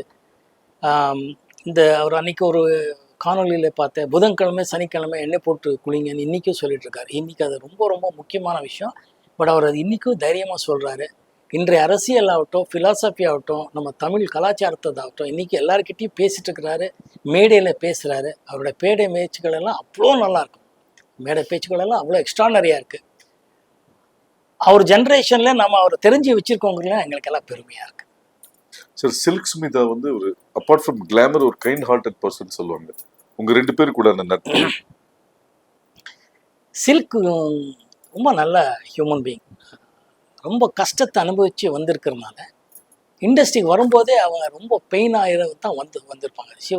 ரொம்ப ஒரு டிசப்பாயிண்டட் பாவம், ரொம்ப கஷ்டப்பட்டு வந்ததுனால அவங்களுக்கு அந்த பெயின் தெரியும். எக்ஸ்ட்ராடனரி ஹியூமன் பீயிங் அந்த பொண்ணு. அவங்க நடித்த கேரக்டருக்கும் அவங்களுக்கும் சம்மந்தமே இல்லை. She was very very nice lady to work with. அதை விட பழகிறதுக்கு ரொம்ப நல்லா பழகுவாங்க. பேசுகிற டோன் ஆகட்டும் எல்லாமே அவ்வளோ ஈஸியாக இருக்கும். இன்ஃபேக்ட் எனக்கு நல்லா ஞாபகம் இருக்குது, அவரும் அந்த அம்மா சில்க் ஸ்மித்தாவோட ஷூட்டிங்னாலே ஷூட்டிங் பார்க்கவே அத்தனை பேர் வருவாங்க. எக்ஸிபிட்டர்ஸ்லேருந்து டிஸ்ட்ரிபியூட்டர்லேருந்து வந்து பார்ப்பாங்க. அந்த அளவுக்கு சில்க் ஸ்மித்தான்னா அவ்வளோ ஒரு கிரேஸ் இருக்கும். But she was always a very very very ரொம்ப நார்மல் ஹியூமன் பீயிங்காக தான் பழகிட்டு இருந்தாங்க. செட்டுக்கு வருவாங்க. அந்த ஒரு விஷயத்தில் we lost a great soul. எங்களுக்கெல்லாம் அந்த சோல் மிஸ் பண்ணதில் எனக்கும் கொஞ்சம் வருத்தமாக தான் இருக்குது. சார், சோக பாட்டுனாலே மோகன் சாரோட ரெஃபரன்ஸ் நிறைய இருக்குது. மோகனுக்கு பிடிச்ச சோக பாட்டுனா எதை ரிலேட் பண்ணுவீங்க? நான் இது பொதுவாக எல்லா இடத்துலையும் சொல்கிறது, கேட்குறவங்களுக்கு கேட்பேன் எந்த பாட்டு உங்களுக்கு பிடிச்சிருக்குன்னு. அந்த பாட்டு தான் நான் எனக்கும் பிடிச்சிருக்குன்னு சொல்லுவேன். ஏன்னா இட்ஸ் லைக் 5 ஃபிங்கர் மாதிரி, ஃபிங்கர்ஸ் எப்படிங்கிற மாதிரி தான். எல்லா பாடல்களும் அவ்வளோ நல்லா இருக்குது. அது சுச்சுவேஷனுக்கு வந்து மக்கள்கிட்ட கனெக்ட் ஆகும்போது இந்த பாட்டு தான் பெஸ்ட்டு, அந்த பாட்டு தான் இல்லை. இன்னைக்கு தேதிக்கு நீங்கள் சொல்லணுன்னா ஒரு மெலோடி சாங் எதுன்னா, நான் இன்னைக்கு சொல்கிறது மகளே என் மகளே தான் சாங் சொல்லுவேன். ஏன்னா இன்றைக்கி அது புதுசாக எல்லாருக்கும் ரீச் ஆகிருக்கு, மக்களோட ஆசீர்வாதம் கிடச்சிருக்கு. அதனால் அந்த பாட்டு இன்னைக்குன்னு சொல்லுவேன். பட் என்றைக்கும் எல்லா பாடல்களும் வெற்றி அடைகிறதுக்கு காரணம் அந்த கதை அம்சம் தான் சொல்கிறேன். இன்றைக்கி ஒரு மெலோடி சாங்கன்னா மகளே என் மகளேங்கிறது தான் சொல்லுவேன். சார், உங்களுக்கு எஸ்பிபி சார் பல ஹிட்ஸ் கொடுத்துருக்காரு, பேரலி யேசுதாஸும் ஹிட்ஸ் கொடுத்துருக்காரு. உங்களோட ஃபேவரட்னா எஸ்பிபியே யேசுதாஸ் சார்? எல்லாரும் ஏன் மலேசியா வாசுதேவன் சாரும் ஹிட் கொடுத்துருக்குறாங்க, நிறைய சிங்கர்ஸ் ஹிட் சாங்ஸ் கொடுத்துருக்காங்க. அதனால தமிழ்நாட்டில் யாருக்குங்க எஸ்பிபி சார் பிடிக்காத மனிதர் யார் இருக்காங்க? அந்த மாதிரி ஒரு லெஜெண்டரி சிங்கர் இனிமேல் நான் பார்ப்பேங்கிறது எனக்கு நம்பிக்கை இல்லை. வருங்காலத்தை பற்றி சொல்கிறதுக்கு நான் ஒரு அஸ்ட்ராலஜர் கிடையாது. But full singer, any kind of song, எந்த மொழி ஆனாலும் எந்த மாதிரி சாங் ஆனாலும் எக்ஸ்ட்ராடனரியாக பாடிட்டு இருந்த ஒரே சிங்கர் எஸ்பிபி சார். நான் இதுக்கு முன்னாடியே சொல்லியிருக்கேன், நம்ம காலேஜ் ஸ்கூலில் படிக்கும்போதே we use to love SPB sir. பெங்களூர்லேயே அவர் பாடினா கன்னடா பாடல்களாகட்டும் தமிழ் பாடல்களாகட்டும் வி யூஸ் டு ஹம் நம்ம காய்கா பாடிக்கிட்டே அலையும். ஏன்னா அவர் தான் இந்த கமல் சார் படத்துலலாம் சூப்பராக பாடியிருப்பார். பழைய கமல் சார் ஜெயசுதா படம் மறந்துட்டேன் படத்தோட பேர். அது வந்து தியேட்டருக்கு போய் பார்த்து வெளியில் அந்த தப்பாகவே பாடினாலும் ஜாலியாக சுற்றிட்டு அலையிற ஒரு பேர். ஏன்னா அவ்வளோ இன்ஸ்பயர் பண்ணியிருக்காரு, அவ்வளோ நம்மளோட ஐடென்டிஃபை பண்ணியிருக்காரு. நம்ம அப்படி போயிருக்கோம். அவரோட எந்த பாட்டு பாடினாலும் எந்த மொழி பாடினாலும் அவர் அது அவ்வளோ பர்ஃபெக்ஷனாக இருக்குங்கிறது. Complete singer. ஸோ டெஃபினட்டாக எஸ்பிபி சார் இந்த லிஸ்ட்லேயே நீங்கள் சேர்க்கக்கூடாது. அதர்வைஸ் எல்லா சிங்கர்ஸும் பிடிக்கும். எல்லாரும் ரொம்ப ரொம்ப நல்லா பாடியிருக்காங்க என்னோட பாடல்கள். உங்கள் லைஃப்பில் மறக்க முடியாத படம்னா இது வரைக்கும் பண்ணதில்ல, எந்த படம் சொல்லுவீங்க, ஏன்? மறக்க முடியாத படமேங்கிறதே இல்லையே. எல்லா படமும் ஒரு எக்ஸ்பீரியன்ஸ்ன்னு தானே சொல்கிறேன். இன்றைக்கி கேட்டால் ஹரான் தான் நான் சொல்கிறேன். அது ஏன்னா அது இன்னும் ரிலீஸ் ஆகலை. அது தயாராகிட்டு இருக்கு. அந்த எக்ஸைட்மெண்ட் இருக்குது. எங்கள் கூட்டணிக்கே ஒரு ஒரு எக்ஸைட்மெண்ட் இருக்குது. எப்படி வந்துட்டுருக்கு, எப்படி ஆடியன்ஸ் சொல்கிறாங்கிறது இருக்குது. அதுதான் இப்போ எக்ஸ்பீரியன்ஸ், அதுதான் என்ஜாய் பண்ணிகிட்ருக்கோம், அதான் போயிட்டுருக்கோம். Otherwise most of the films is an experience தான். So good films, bad films சொன்னால். ஸோ இளையராஜா சாருக்கும் உங்களுக்கு உண்டான நட்பு, பொதுவாக உங்களுக்கு நிறைய ஹிட்ஸு கொடுத்துருக்காரு. ஸோ அந்த விஷயங்கள் இப்போ சொன்ன மாதிரி தான், எஸ்பிபி சார் சொன்ன மாதிரி தான். இளையராஜா சார் பற்றி என்ன சொல்கிறது, அவர் அன்னைக்கிளியிலேருந்து இது வரைக்கும் ஹிட் ஃபிலிம்ஸ் தான் கொடுத்துருக்காரு, ஹிட் சாங்ஸ் தான் கொடுத்துருக்கிறார். எல்லா வெற்றி படங்கள் பின்னாடியும் அவர் இருக்கிறாருங்கிறது உண்மைதான். ஒவ்வொரு பாடல்களும் அவர் யார் நடிக்கிறாரு இல்லைங்கிறத விட அவர் கதைக்கு எப்படி வேணும்னு போட்டு தான் எனக்கு தெரிஞ்ச உண்மைகள். அதாவது ஒரு படத்துக்கு இப்போ பயணங்கள் முடியுது இல்லையா, நான் நடிக்கிறேங்கிறது சாருக்கு எப்படி தெரியும், நெஞ்சத்தை கீழாத நான் நடிக்கிறேங்கிறது சாருக்கு எப்படி தெரியும். அவர் எக்ஸ்ட்ரானரியாக பாட்டு பண்ணி கொடுப்பார். அந்த பாட்டை வந்து ஸ்க்ரீன்லேயே எக்ஸ்ட்ரானரியாக கொண்டு வந்த ஆர் சுந்தரராஜன் அவர்களாகட்டும், மகேந்திரன் சார் ஆகட்டும், மணிவண்ணன், இந்த மாதிரி நிறைய லெஜெண்டரி டைரக்டர்ஸ் பண்ணதுனால அது ரீச் ஆயிருக்கு. அவர் எந்த ஹீரோ எந்த டைரக்டருங்கிறத இதே இல்லை அவருக்கு. இப்போ இன்னைக்கு வரைக்கும் பாருங்கள், விடுதலை சூரிக்கும் எக்ஸ்ட்ரானரி சாங் கொடுத்துருக்குறாரு. அதனால அவர் எல்லா படத்துக்கும் சூப்பர் ஹிட் பாடல்கள் தான் கொடுப்பார். அந்த பாட்டு எக்ஸ்டென்ஷன் ஆடியோ ரிலீஸ் ஆகி ஹிட்டாக இருக்கும், படமாக ஹிட் ஆகும்போது படமும் ஓடணும். அந்த படத்தை ஓடுறதுக்கு நான் டைரக்டர் பங்கு இருக்குன்னு நான் சொல்வேன். டைரக்டர் வந்து எப்போ ஆடியன்ஸ் கிட்ட கனெக்ட் பண்ணுவாங்களோ அந்த பாட்டு இன்னும் பெரிய லெவலில் ஹிட் ஆகும். அதனால அவர் வந்து பொக்கிஷம், நமக்கு ட்ரெஷர். இப்போ வந்து எந்த ஒரு ரீ ரெக்கார்டிங் இது வரைக்கும் யாரும் பண்ண முடியாததான் அவர். அப்போ அந்த இளையராஜா சார் கிட்ட எனக்கு ரொம்ப ரொம்ப ரொம்ப பிடிச்ச விஷயம் என்னன்னா அவரோட டிசிப்ளின் தான். அவர் இசை அவர் எவ்வளோ பண்ணிட்டு இருக்கிறாருங்கிறது எல்லாருக்கும் தெரிஞ்ச விஷயம், சோஷியல் மீடியாவில் இருக்கிறவருக்கே தெரியும். பட் அவர் அந்த ஆனஸ்டாக காலை 7 மணிலேருந்து 1 மணி, ஒரு 2 to 9ங்கிறது எவ்ரிடே. பௌர்ணமிக்கு எப்படி திருவண்ணாமலை போயிட்டு வரணும் எப்படிங்கிறத கண்டினியூஸாக இயர்லி பண்ணுறதுக்கு ஒருத்தனால முடியவே முடியாது. He so dedicated either in discipline or life. 7 மணி ஆகுதுன்னா பிரசாத் ஸ்டுடியோவில் ஒரு வண்டி இருக்குங்கிறது தான் டெஃபினட். மழை வந்தாலும் சரி, வெயில் அடித்தாலும் சரி, அவர் வருவாருங்கிறது தெரியும். அவரை நம்பி அத்தனை டைரக்டர்ஸ், ப்ரொடியூசர்ஸ் போயிருப்பாங்க. அவர் யாரையும் என்றைக்குமே டிசப்பாயிண்ட் பண்ணதே இல்லை. அவர் வரவே இல்லை இன்னைக்கு இது வரைக்கும் கேட்டதில்லை. அவரோட அந்த டிசிப்ளின் லைஃப்பும் அவரோட இசையிலே அவர் இன்றைக்கும் அவருக்கு அந்த பசி இருக்குது. என்ன புதுசாக பண்ணணுங்கிறது இருக்குது. அதை நாங்கள் விடுதலை பாட்டிலே பார்க்கலாம். எக்ஸ்ட்ரானரியாக பண்ணியிருப்பார். ஸோ அவரை பற்றியெல்லாம் பேசுகிற அளவுக்கெல்லாம் நமக்கு எனக்கெல்லாம் தகுதியே கிடையாது. ஆக்சுவலாக பாடலாம், புகழலாம், அவ்வளோதான். சார், ஹராவோட ஆடியோ லான்ச்சில் பாக்யராஜ் சார் வந்து ஒரு விஷயம் சொன்னார். மோகன் வந்து ரொம்ப லக்கி பர்சன். அவரோட பணியாற்றின எல்லா மியூசிக் டைரக்டரோட எல்லா பாட்டுமே ஹிட்டு. இளையராஜா சார், எம்எஸ்வி, இளையராஜாவும் எம்எஸ்வி சேர்ந்த விஷயங்கள், லக்ஷ்மிகாந்த் பியாரிலால், கேவி மகாதேவன், சங்கர் கணேஷ், அந்த வரிசையில் இப்போ ஹரா படத்துல ஒரு புது மியூசிக் டைரக்டர் பண்ணி அதோட பாடல்களும் பெருசா ஹிட் ஆகி பெருசா பரபரப்பா போயிட்டு இருக்கு. உதாரணத்துக்கு அந்த மகளேன்ற ஒரு பாட்டு, ஒரு ஹார்ட்ஃபுல் சோல்ஃபுல் சாங், ரொம்ப பெயினான சாங் அப்படின்னு எல்லா ஃபாதர் டாக்டரும் ரிலேட் பண்றாங்கன்ற போது இந்த ஜேர்னியை ஒரு லெஜெண்டரி மியூசிக் டைரக்டர், ஒரு நியூ மியூசிக் டைரக்டர்ஸ், இதை நீங்க எப்படி பாக்குறீங்க? ஐ ஆம் பிளெஸ்ட். கடவுளுக்கு நன்றி சொல்லணும், இந்த டைரக்டர்ஸுக்கு நன்றி சொல்லணும், இசையமைப்பாளருக்கு நன்றி சொல்லணும். ஏன்னா ஒவ்வொரு படத்தும் அதான் சொன்ன மாதிரி பாக்யராஜ் சொன்னாருங்கிறத விட நான் சொல்றது, இப்போ லக்ஷ்மிகாந்த் பேரலால் வந்து மதர்லேண்ட் பேனர்லேயே, பொதுவாக மதர்லேண்ட் பேனர்லாம் இளையராஜா சார் தான் சொல்கிறது, அதுதான் எல்லாமே அந்த படங்கள். பட் ஒரு படம் உயிரே உனக்காகங்கிற படம் லக்ஷ்மிகாந்த் பேரலால், ஆல் சாங்ஸ் ஒரு சூப்பர் ஹிட், படமும் சூப்பர் ஹிட். அது இறைவனுக்கு நன்றி சொல்கிறது தவிர வேறு என்ன இருக்கு நமக்கு? அந்த டைரக்டரு கதை, திரைக்கதை, அது வந்து ஆர் செல்வராஜ் ஆகட்டும், வல்லபன் ஆகட்டும், உட்காந்து எழுதி அதை கனெக்ட் பண்ணுறதுக்காக மியூசிக் பண்ணுறதாகட்டும், கலைமணி சார் ஆகட்டும், நிறைய கதாசிரியர் ஆகட்டும், டைரக்டர் பண்ணுறதுல அவர் வந்து இசையமைப்பாளர்கிட்ட வேலை வாங்கி இந்த மாதிரி பாடல்கள் இருந்தால் நல்லா இருக்கும்னு சொல்லி அந்த பாடல்கள் கொடுத்ததுக்கப்புறம், வரிகள் எழுதுனதுக்கப்புறம் அது எப்படி கொண்டு வந்து சேர்க்கலாங்கிறது பண்ணும்போது, அதை நினைச்ச மாதிரியே மக்கள்கிட்ட, ஆடியன்ஸ் கிட்ட கனெக்ட் ஆகும்போது தான் வெற்றின்னு நான் சொல்லுவேன். அது வந்து எல்லா இசையமைப்பாளரும், எல்லா டைரக்டர்களுக்கு தான் நான் நன்றி சொல்றேன். சார், இப்போ இன்னைக்கு காலகட்டத்தில் படங்களுக்கு லுக் டெஸ்ட், ஃபர்ஸ்ட் லுக் பண்றது இருக்கு. நீங்க அந்த பீரியட்லேயே பாடு நிலாவுக்கு வந்து ஒரு லுக் டெஸ்ட் எடுத்ததாகவும் அது பரபரப்பாக பேசப்பட்டது. அதோட ஃப்ளாஷ்பேக் இல்லை, அது 2 கெட்டப்பு. அதான் கே ரங்கராஜன் எடுத்த படம் அது Ilaiyaraaja sir music. But as usual all songs ஒரு ஹிட் அண்ட் படமும் நல்லா போச்சு. அந்த நதியா மொய்து அவர்கள் என்னோட சக நடிகையாக நடித்தாங்க. அதுதான், அது முதல்ல ஒருத்தர் ஒரு மாதிரி கேரக்டரு, அடுத்த இன்னொரு கேரக்டராக இருக்கும்போது ஃபர்ஸ்ட் அவர் இன்னோசென்ட்டாக வில்லேஜ் பாயாக வேணும் போது எப்படியெல்லாம் பண்ணால் நல்லா இருக்கணும்னு டைரக்டரும் கேமராமேனும் நம்ம பேசும்போது இந்த மாதிரி பண்ணான்னு ஒரு சின்ன பண்ணோம். அது கடவுள் அனுகிரகத்தில் எல்லாருக்கும் பிடிச்சது. எந்த படத்தோட ஷூட்டிங் ஸ்பாட்டோட ஒர்க்கிங் ஸ்டைல் ரொம்ப ஸ்ட்ரகிளாக இருந்தது? ஸ்ட்ரகிள் எல்லாம் இல்லை, நம்ம எல்லா படமும் ஒரு கஷ்டமான விஷயமும் இஷ்டப்பட்டு பண்ணுறதுனால இது ஸ்ட்ரகிளிங்கிற வார்த்தையே இல்லை, எல்லாமே ஓடிட்டுருப்போம். இப்போ ஒன்றும் இல்லை, நெஞ்சத்தை கில்லாதல நானும் சுஹாசினி அவர்கள் மார்னிங் ஜாகிங் ஓடுன்னு தான் படமாக பார்த்துருக்காங்க. பருவமே அந்த சாங் இப்போ super hit Ilaiyaraaja sir again கொடுத்துருக்கிறது. ஆனால் அந்த ஷூட்டிங் டைமில் மொத்த யூனிட்டே ஓடிட்டு இருந்துச்சு. ஸோ அதனால் இஷ்டப்பட்டு பண்ணுது. ஏதோ ஷூட்டிங் போவோம், எனக்கு ஐ ஸ்டில் ரிமெம்பர் பெங்களூரில் நைட்டு ஒரு ஹோட்டலில் ஒரு பர்மிஷன் கொடுத்து ஷூட்டிங் முடியும் போது ஆல்மோஸ்ட் அபவுட் 1:30-2 மணி மேலே ஆயிடுச்சு. 4 மணிக்குள்ளே ரூமுக்கு போய் மறுபடியும் வர முடியாது கப்பன் பார்க்குன்னு சொல்லி நேராக we went to the Cubbon park.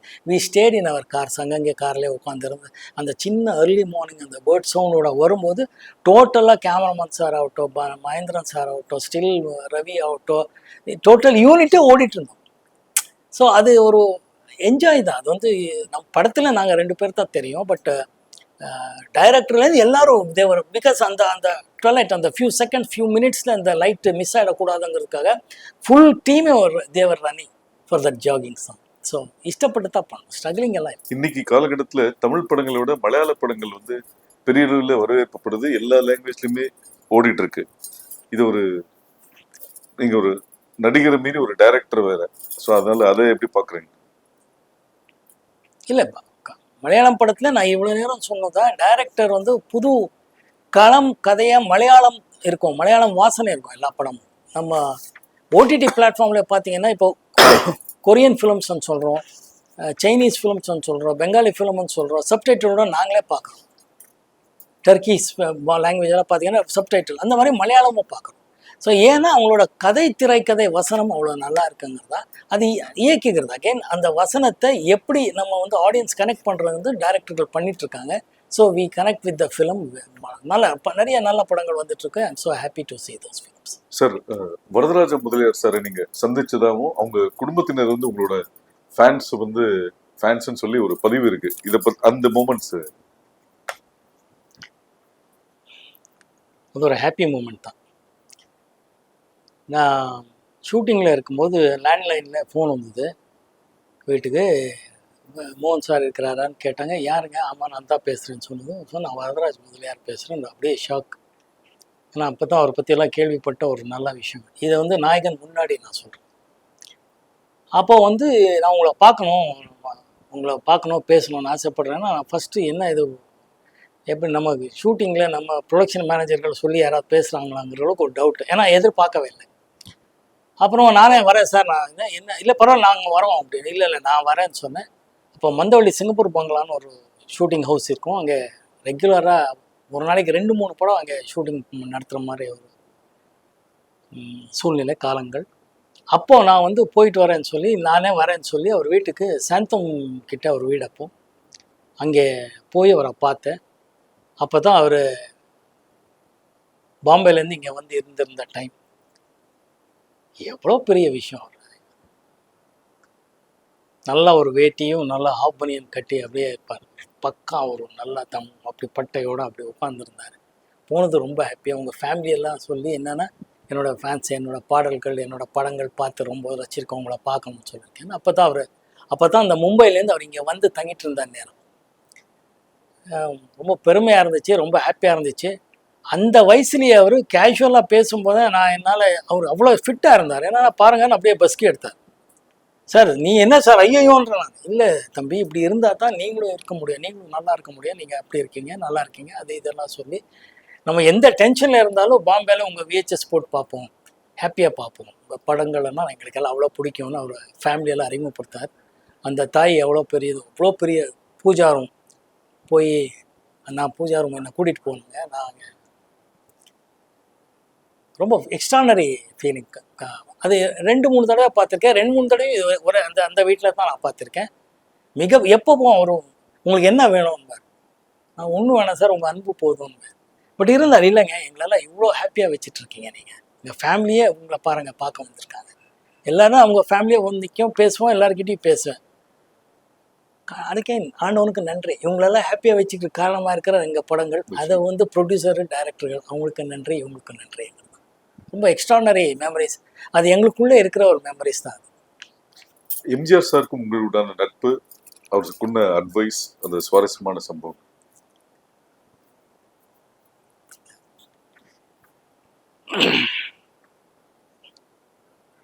MGR sir பற்றி எல்லாம் என்ன சொல்கிறது,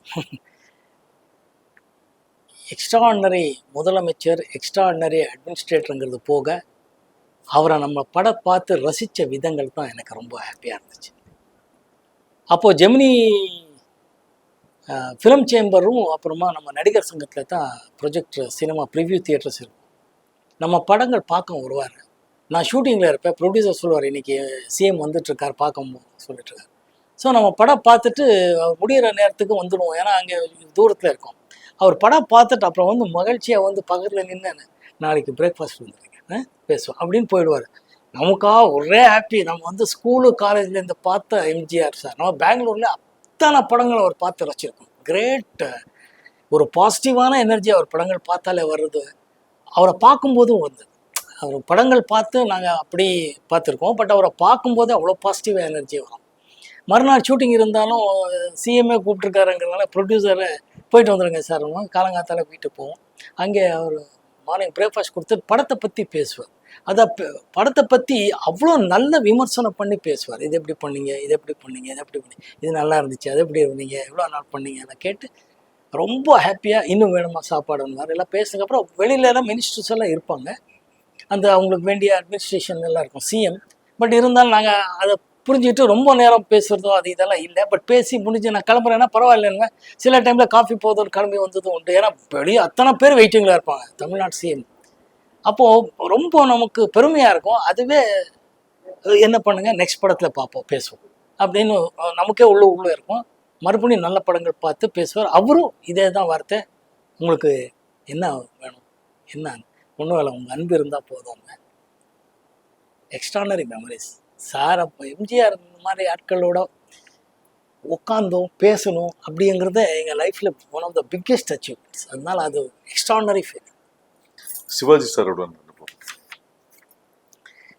சிவாஜி சார் நடிப்புல நடிகர் திலகம் சிவாஜி சாருங்கிறது நமக்கு வரும்போதே இண்டஸ்ட்ரிக்கு தெரியும்.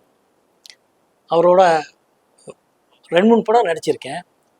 அவர் வரும்போதே அவரோட படங்கள் பார்த்து அதே தான் பெங்களூரில் நான் வந்து ஸ்கூலு காலேஜில் பார்த்ததா.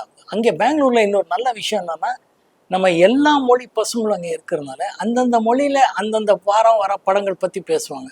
சிவாஜி சார் படம் வரும், நாகேஸ்வராவ் படம் வருதோ, ராஜேஷ் கண்ணா படம் வருதுன்னு அவங்க சொல்லும்போது எல்லார் படமும் எல்லா பேரும் போய் பார்ப்போம். காலேஜ் கட்டடிச்சு ஸ்கூல் கட்டடிச்சு போகிறதே படங்கள் தான் நமக்கு ஒரு என்டர்டெயின்மெண்ட்.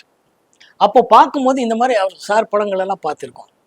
அவரை வந்து ஃபஸ்ட்டு அங்கே பார்த்தது ஒரு வீட்டில் கருடா சௌக்கியமா ஷூட்டிங் டைமில் தான் பார்த்தேன். எனக்கு கையெல்லாம் நடுங்குது அவர் பார்க்கும்போதோ. ஏன்னா அவர் நடிக்கிறாருங்கிறது போக நான் அவர் கூட நடிக்கணும். அது அவர் நடிக்கும்போது நான் கால் மேலே கால் போட்டு ஏதோ ஒரு வசனம் போடணும். அந்த வசனம் பேசணுங்கிறது காலு போட வர மாட்டேங்கிறது, பேசணுங்கிறது ஒரு சின்ன பயம் இருக்கும்ல, தயக்கம். அது இல்லாமல் அந்த ஷூட்டிங் அட்மாஸ்பியர் பெரிய லெஜெண்டரி பிரகாஷ் ராவ்ங்கிற மிகப்பெரிய டைரக்டர் எல்லாம் இருந்தார். பட் அவர் ரொம்ப என்கரேஜ் பண்ணுவாருங்கிறதா என்கரேஜ் பண்ணார். ரொம்ப சுலபமாக நடிக்கும் முயற்சி பண்ணேன். அது நல்லா நடந்ததுங்கிறது உண்மையான விஷயம். ஒவ்வொரு படத்துலையும் அவரோட நடிக்கும்போது அவ்வளோ நல்லா இருக்குது. அதான் இதெல்லாம் தான் நல்ல விஷயங்கள் சினிமாவுக்கு வந்ததுக்கு அப்புறம்ன்றது. எனக்கு எம்ஜிஆர் சார் சிஎம்மாக இருந்தாலும் அவர் பார்க்குறதுக்கும் அவரோட பேசுகிறதுக்கு ஒரு வாய்ப்புகள் கிடைச்சதாகட்டும், சிவாஜி சாரோட நடிக்கிறதுக்கு வாய்ப்பு கிடைச்சதாகட்டும், சிவாஜி சார் பையனோட நடிக்கிறதுக்கு எனக்கு வாய்ப்பு கிடைச்சதாகட்டும், இதுக்கெல்லாம் ரொம்ப பெருமையாக இருக்குது, ஹாப்பியாக இருக்குது. இறைவனுக்கு நன்றி சொல்லுங்கள். சார், ஒரு இடைவெளிக்கு அப்புறம் தான் ஹரா படம் தேர்ந்தெடுத்தீங்க. அந்த இடைவெளிக்கு என்ன காரணம்? நல்ல நீங்க எதிர்பார்க்குற ஒரு கதாபாத்திரமோ அமையாதது தான் காரணமா, இல்லை வேற ஏதாவது ரீசன்? எதிர்பார்க்குற மாதிரி திரைக்கதை இருக்கிற மாதிரி படங்கள் வராததான் காரணம்.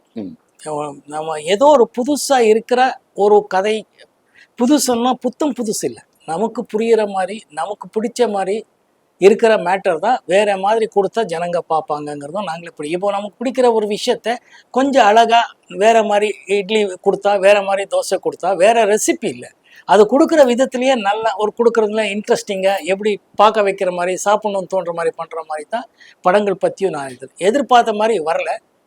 வர வரைக்கும் வெயிட் பண்ணுவோம், ஒன்றும் பிரச்சனை இல்லை, ஹாப்பியாக இருப்போங்கிறதா இருந்தது. சார் இந்த கோவிட் அப்போ அந்த கோவிட் வந்தவங்க வந்து ஒரு செல்ஃப் குவாரண்டைன் பண்ணணும்னு இருந்தாங்க. ஸோ நீங்க வந்து இந்த வெயிட்டிங் பீரியடை இது ஒரு செல்ஃப் அனலைசிங் பீரியடா எடுத்துக்கிட்டீங்களா? அனலைசிங் இல்லை, இப்போ படங்கள் அப்பவும் படங்கள் பார்க்கறது பல வாய்ப்புகள் வந்த போதும் அது தள்ளி வச்சதுக்கான ரீசன் என்ன?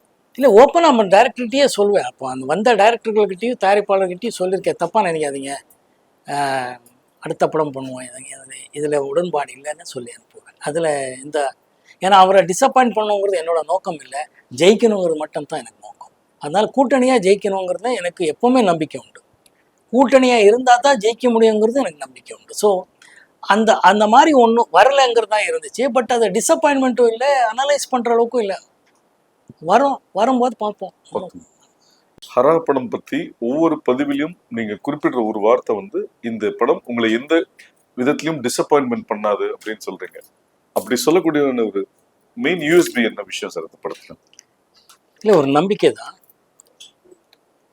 படத்தில் வேண்டிய ஃபைட்ஸோ சாங்ஸோ எமோஷ்னல் இதில் கனெக்ட் ஆகும்னு நான் நம்புகிறேன். அதனாலே அப்படி சொல்லிகிட்ருக்கேன். இப்போது ஃபஸ்ட்டு டைட்டில் டீசர்லேருந்து பார்த்தீங்கன்னா மீடியா ஆதரவாகட்டும், ரசிகர்கள் ஆதரவும் நல்லா இருக்குது. 2-3 பாட்டு ரிலீஸ் பண்ணியிருக்கோம், எல்லா பாடல்களுக்கும் நல்லா இருக்குது. அப்படியே டீசர் ஆகட்டும், ட்ரெய்லர் ஆகட்டும், எல்லாமே ரெஸ்பான்ஸ் நல்லா இருக்குது. அதனால இந்த படமும் டிசப்பாயிண்ட் பண்ணாதுன்னு தான் சொல்கிறேன். சார், உங்களோட லைஃப் கேரியரில் ஷூட்டிங்க்கு பல ஊர்களுக்கு பல வெளிநாடுகளுக்கு பயணப்பட்டாலும் கோயம்புத்தூர் வந்து ஒரு முக்கியமான ஒரு விஷயமா இருக்கு. ஏன்னா உங்களுக்கு பல வெற்றி படங்களை தயாரிச்ச கோவை தம்பி கோயம்புத்தூர். ஒரு சின்ன இடைவெளிக்கு அப்புறம் வர ஹரா படம் ப்ரொடியூசர் வந்து கோவை சேர்ந்தவர் கோவை மோகன்ராஜ். இந்த படம் ஷூட்டிங் நடந்ததும் கோயம்புத்தூர். அந்த கோயம்புத்தூர் மக்களுக்கும் உங்களுக்கும் உண்டான நட்பு இது மட்டும் இல்லை, நீங்கள் இயக்குனர்கள் பேரை சொல்லலை. ஆர் சுந்தரராஜன் அவர்கள் கோயம்புத்தூர், பிடிச்ச இயக்குனர், பிடிச்ச ரைட்டர் அவரும் ஆகட்டும், நம்ம மணிவண்ணன் ஆகட்டும், இந்த மாதிரி நிறைய ரைட்டர்ஸ் டைரக்டர்ஸ் எல்லாம் அந்த ஊர்லேருந்து வந்தவங்க தான் நம்ம என்னோடய வெற்றிக்கு காரணமாக இருக்கிறவங்கிறது சொல்கிறோம். ஸோ அங்கே மக்கள் பொதுவாகவே ரொம்ப அமைதியாக இருப்பாங்கங்கிறதும், ஊட்டிக்கு போகும்போது அங்கே இறங்கி அவங்களோட பழகின காலத்துலேருந்து இன்றைக்கி வரைக்கும் ரொம்ப ஹாப்பியாக எனக்கு அவ்வளோ ஆதரவு கொடுத்துட்ருக்காங்க. இந்த படத்துக்கும் அவங்க கொடுத்த ஆதரவு மிகப்பெரிய விஷயம். லொக்கேஷன்ஸ் ஆகட்டும், போலீஸ் டிபார்ட்மெண்ட் ஆகட்டும், நண்பர்கள் ஆகட்டும், எல்லாமே they have gone out of their way to help ஹரா ஷூட்டிங். ஸோ அதனால எனக்கு கோயம்புத்தூர் கொஞ்சம் ஸ்பெஷலாக எப்போவுமே மனசில் இருக்கும். கோவை தம்பி சாருக்கு உங்களுக்கு உண்டான ரிலேஷன்ஷிப்? கோவை தம்பி சார் சொன்ன மாதிரி கோவை சேர்ந்தவர், என்னோட நிறைய ஹிட் படங்கள் தயாரித்த ப்ரொடியூசர். பயணங்கள் முடிவதில் ப்ரொடக்ஷன் ஆரம்பிக்கும் போது அரங்கநாயகம் சாரும் பொள்ளாச்சி ரத்னமன் சொல்லி இன்னொருத்தர் பேர், இந்த தயாரிப்பாளர் பேர் மறந்துட்டேன், மன்னிக்கும். இந்த 3 பேர் ப்ரொடியூசர்ஸு. கோவை தம்பி சார் வந்து அதை வந்து கரெக்டாக நிர்வாகம் பண்ணி அதுக்கப்புறம் motherland banner game under Kovai தம்பி சார். அவரோட நிறைய படங்கள் பண்ணியிருக்கேன், நிறைய வெற்றி படங்கள், நிறைய டேரக்டர்ஸ். இளையராஜா சார், இன்ஃபேக்ட் அவர் படத்தில் தான் லக்ஷ்மிகாந்த் பேரலல் மியூசிக்லையும் படம் ஹிட்டெல்லாம் ஆச்சு. எப்போவுமே வெற்றி படங்களோட தயாரிப்பாளர் என்னோட முதலாளிங்கிறத நன்றி கடனாக இருப்பேன். சார், நீங்கள் ஏர்லியாக ஒர்க் பண்ண நிறைய டைரக்டர்ஸ், இப்போது விஜய் ஸ்ரீ, வெங்கட் பிரபு, இந்த இவங்களுக்குள்ள இருக்க என்ன டிஃப்ரென்ஸ் பார்க்குறீங்க? குவாலிட்டி ஆகட்டும், நாலேஜ் ஆகட்டும், நீங்கள் எப்படி பார்க்குறீங்க? இல்லை, அப்டேட் ஆகுறது தான். ஒரு 10 இயர்ஸ் 15 இயர்ஸ்க்கு ஒரு generations of artist, producers, technicians வருவாங்க. அவங்க வரும்போதே ஒரு அப்டேட்டட் வெர்ஷன்ஸில் வருவாங்க. சொல்கிற விதமாகட்டும், அவங்களோட சூழ்நிலை, அவங்க படிக்கும்போது பழகும்போது நடந்த விஷயங்களை வச்சு அவங்க எப்படி விஷுவலாக கொண்டு வருவாங்கங்கிறது தான் முக்கியமான விஷயம். அந்த விஷயத்தில் விஜய் ஸ்ரீ ஆகட்டும், வெங்கட் பிரபு ஆகட்டும், இன்றைக்கி ரொம்ப அப்டேட்டட் வெர்ஷனில் எடுத்துகிட்ருக்காங்க. அது ரொம்ப ஹாப்பியாக இருக்குது. டிஜிட்டல் மோடில் ரொம்ப ஹாப்பியாக இருக்குது. உங்களோட ஃபிட்னஸ் சீக்ரெட்னா என்ன சொல்லுவீங்க? டிசிப்ளின். அதுதான் இப்போ சமீபத்துல பாக்யராஜ் சார் சொல்லும்போது சினிமால வந்து பார்ட்டிகள் வந்து தவிர்க்க முடியாத ஒரு விஷயம். ஆனா அந்த எல்லா பார்ட்டிக்கும் கலந்துக்கிற விஷயம் வந்து சினிமாக்குன்னு சில சம்பிரதாயங்கள் இருக்கு. அதுல எதுலயுமே வந்து மோகன் வந்து கலந்துக்க மாட்டாருன்னு சொன்னாரு. இது ஒரு ரீசனா இருக்குல்ல? இல்லை, அது ஒரு ரீசன். பட் பொதுவாக ஒரு எதுவுமே டென்ஷனாக தலைக்கு எடுத்துக்கிட்டு ரொம்ப டென்ஷன் ஆக மாட்டேன். Because I always believe in God's grace, destiny. என்ன சொல்லுதோ அதான் நடக்குங்கிற நம்பிக்கை இருக்கிறவன். இன்னொன்று, பேசிக்கலி மற்றவங்களுக்கு கொஞ்சம் போரு, நான் நல்லா இருக்கேன், கொஞ்சம் எக்ஸசைஸு, கொஞ்சம் சாப்பாடு, அதெல்லாம் கண்டினியூஸாக பண்ணுறதுனால கொஞ்சம் இப்படி இருக்கிறதுக்கும் என்னோட டிஎன்ஏ, எங்கள் அப்பா அம்மாவுக்கு நன்றி, என்னோட மனைவிக்கு நன்றி. தேங்க்யூ. ஃபேன்ஸ் கிட்ட நீங்க உங்களோட எக்ஸ்பெக்டேஷன் என்ன? ஆடியன்ஸ் கிட்ட உங்களோட எக்ஸ்பெக்டேஷன், கோ ஆக்டர், ப்ரொடக்ஷன் சைட்ல உங்களோட எக்ஸ்பெக்டேஷன் என்னவா இருந்திருக்கு எந்த படத்துக்கு? ஜென்ரலா? ஒன்று, என்னோட ஃபேன்ஸு ஒரு தரமான படம் கொடுப்பாருங்கிற ஒரு சின்ன நம்பிக்கை இருக்குது அவங்களுக்கு எல்லாம். அந்த நம்பிக்கை தான் டிசப்பாயிண்ட் ஆகாதுன்னு ஹரா படத்தை பற்றி சொல்லிகிட்ருக்கேன். ப்ரொடக்ஷனில் எப்படி கதையை நோக்கி போகிறதுனால ப்ரொடக்ஷன் டீம் ஆகட்டும், ப்ரொடியூசர் ஆகட்டும், கதைக்கு என்ன வேணுமோ அந்த செலவு பண்ணும்போது ரியலிஸ்டிக்காக இருக்குது, லைவோடு இருக்குங்கிறத படங்கள். சில மலையாளம் படங்கள் எல்லாம் நீங்களே சொல்கிறீங்க, அந்த படங்கள் எல்லாம் ஓடுறதுக்கு காரணம் கொஞ்சம் லைவாக இருக்குது, நம்ம லைஃபுக்கு கிட்டே இருக்குங்கிறது இருக்குது. அந்த மாதிரி படங்களில் நான் கொஞ்சம் விரும்பி நடிக்கணும்னு ஆசைப்படுறேன். ஸோ அந்த மாதிரி படங்கள் வரும்போது ரொம்ப ரசிக்கும்படியாக இருக்கு. சரி, பொதுவாக எல்லா நடிகர்களுக்கும் ஃபேன்ஸ்ன்றது ஒரு முக்கியமான விஷயம். அந்த ஃபேன் பேஸ்டு ரசிகர் மன்றம் இதை ஒரு ஒருங்கிணைச்சு பல நலத்தட்டு உதவிகள் பண்றதுன்றது ஒரு நடைமுறையில் இருக்கிற ஒரு விஷயம்.